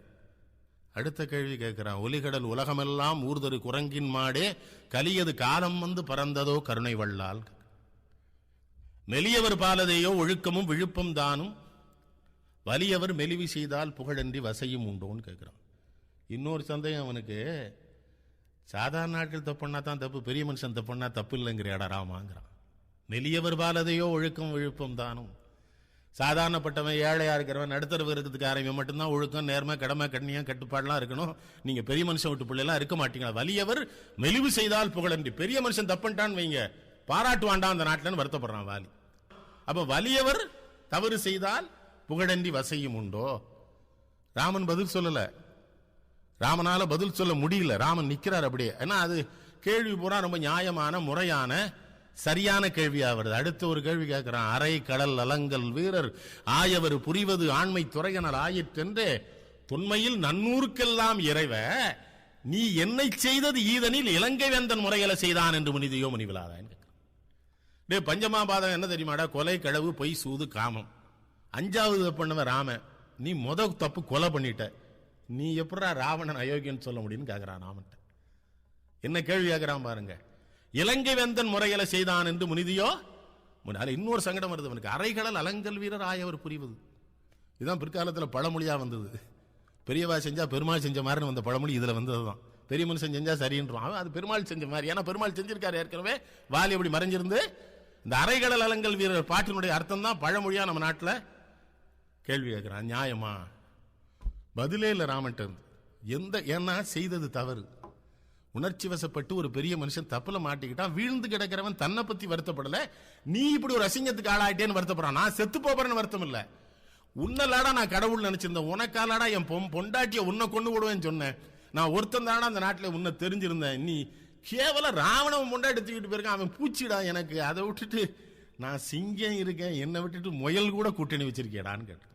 நீ ஏட்டலாடா கூட்டணியை தவறுதலா வச்சுட்டு சிங்கத்தை கொண்டுட்டியா முயல்? அடுத்த கேள்வி, நியாயமா நீ பண்ணது? இவருக்கு ராமனுக்கு எங்க பதில் சொல்ல? அப்படியே நிக்கிறார். இன்னொன்னு சொல்றான், அந்த இலங்கை வேந்தன் முறையில செய்தான். அதுல என்னுடைய புதிய செய்தி ஒன்று. இன்னொரு கேள்வி கேட்கிறான். இப்போ ராவணனுக்கும் உனக்கு என்ன வித்தியாசம்? ராவண மாரிசன பொன்மானா விட்டான், பின்னால ஒன்னு இழுத்தான், சீதை என்கிற உன் உயிரை கவர்ந்தான்.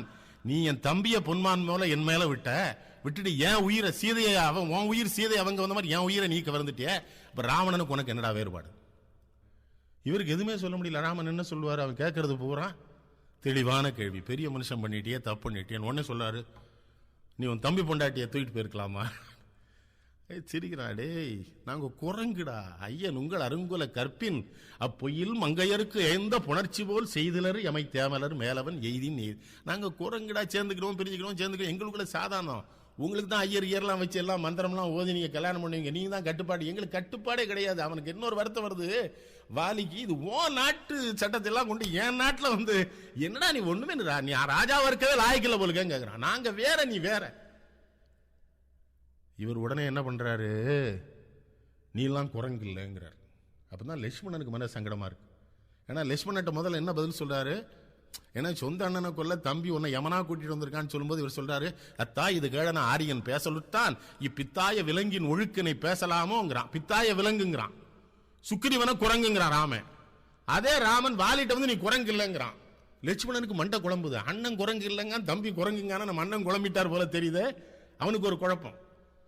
வாலி இன்னொரு கேள்வி கேட்கிறான். சரிப்பா, அதெல்லாம் இருக்கட்டும், மறைஞ்சிருந்து ஏண்டா கொண்ட? மத்த எல்லாம் உடுப்பா, நான் தப்பன்ட்டேன் வச்சுட்டேன், ஒத்துக்கிறேன். வெவ்விய புளிங்கரன்ன விலங்கிய மறைந்து வில்லால் எவ்வியது என்ன என்றான். இந்த லட்சுமணன் என்ன பண்றான்? நல்ல தம்பி காத்துக்கிட்டே இருக்கான். பதில் சொல்ல முடியாத இடத்துக்கு நம்ம அண்ணன் ஒரு தடவை வருவான், அப்ப நம்ம பதில் சொல்லிடுவோம், இவன் காப்பாற்றணும். எவ்வியது என்ன என்றான் இலக்குவன். ரொம்ப வேகமா போடுவான் கம்பன் வார்த்தை. எவ்வியது என்ன என்றான் இலக்குவன் எம்பல் விட்டான். இதுக்கு பதில் சொல்ல முடியாது நம்ம அண்ணனால. மறைஞ்சிருந்து ஏண்டா அடிச்சன்னு கேட்கிறான். இவ்வளவு பெரிய வீரன் பதில் சொல்ல முடியுமா? அவமானப்பட்டுருவான் அண்ணன்னு. எவ்வியது என்ன என்றான் இலக்குவன் அப்படின்னு போட்டுருவான் கம்பன். இவன் வருவான். அது என்னதுன்னா, முன்பு நின் தம்பி வந்து சரண்புக முறையிலோயே தென்புல துய்ப்பன் என்று செப்பினன் செருவில்லையும். இது ரொம்ப தவறான ஒரு செய்தி சொல்றான். ஏற்கனவே நீ வந்து சரணடைஞ்சிட்ட எங்க அண்ணன்ட்ட, அவன் தம்பி வந்து சரணடைஞ்சிட்டான், அப்புறம் நீ திரும்ப சரணடைஞ்சிட்டா நாங்க ஒரே ஊர்ல 2 பேரை சரணாகதி ஏத்துக்கிட மாட்டோம். இது சரியா? ராமனுக்கு எத்தனை பேர் சரணாகதி இருந்தாலும் ஏத்துக்கிற வேண்டியவன் தானே அவன். அப்ப லட்சுமணன் என்ன பண்றான் தெரியுமா? சப்பக்கட்டு கட்டுறான். அண்ணனால பதில் சொல்ல சப்பக்கட்டு. அதான் கம்பன் கவி குலத்து அரசு அன்ன கட்டுரை கருத்தில் கொண்டான். இந்த பேர் கட்டி உரைக்கிறாங்கிறான். கட்டுரை அவியுறு மனத்தனாகி அறத்தன அழியச்சை. சரி விடு, பெரிய மனுஷன் தப்ப உணர்ந்துட்டான். தாயன உயிர்க்கு நல்கி தருமமும் தகவும் சார்பு நீயன நின்ற நம்பி நடிதினின் நோக்கும் நேர்மை நாயன நின்ற எம்பால் நவையற உணராமோ தீயன பொருத்தி என்பான். சரி, அவன் என்ன சொல்றான்? சின்ன தப்புக்கெல்லாம் என்னடா 75 கேஸுக்கு மரண தண்டனை கொடுக்குறீடா நீ? இதெல்லாம் இது வந்து 1 மாசம் தண்டிக்க வேண்டிய விஷயம், தப்பான தீர்ப்பு தந்துட்டா ராமன் சொல்லிட்டு ஒரு தவறான செய்தி சொல்றாங்க. ராமன் அவன் ஏத்துக்கிட்டான். இல்ல, ஏத்துக்கலங்கிறது எப்படி சொல்லுவான் தெரியுமா? ஓவிய உருவங்கிறான். அர்த்தால ஓவியத்திலேயே எழுத முடியாதவன் என்று கருதி முதலிலே பாராட்டிய வாலி ஓவியத்தை போன்றவன் என்னன்னா மனசுக்குள்ள ராம இறங்கிட்டான். ஓவிய உருவன் ஆயன் உழதுண்டு பெறுவதுன்பால் பூவினை நரவமாந்தி புந்தி வேறுட்ட போது தீவினை இயற்றுவேனும் எம்பிமேல் சீரி என்மேல் ஏவிய. நீ இன்னொன்னு பண்ணுவ, நீ என் தம்பி தண்ணி போடுவான், அவன்கிட்ட தப்பு உண்டு, சேட்டை பண்ணுவான், அம்ப அவன் மேல போட்டுறாது சொல்லிட்டு மகனுக்கு சொல்றான் ஒரு அற்புதமான செய்தி. மகன் வந்து அழுறான். இந்த எழுதுரை வழாகத்தியார்க்கும் சிந்தையால் செய்கையால் ஒரு தீவினை. ராமனுக்கு அப்பந்தான் படுது. ஏன்னா பெற்ற பிள்ளை அப்பன் தப்பு பண்ணி தான் சொல்லுவான். அவன் சொன்னான் சிந்தையால் செய்கையால் ஒரு தீவினை செய்தலா. ராமன் சொல்ல, ஆகா அனுமன் நம்மளை மாட்டி விட்டான், பெரிய தப்புன்னு ராமன் உணர்கிறார்.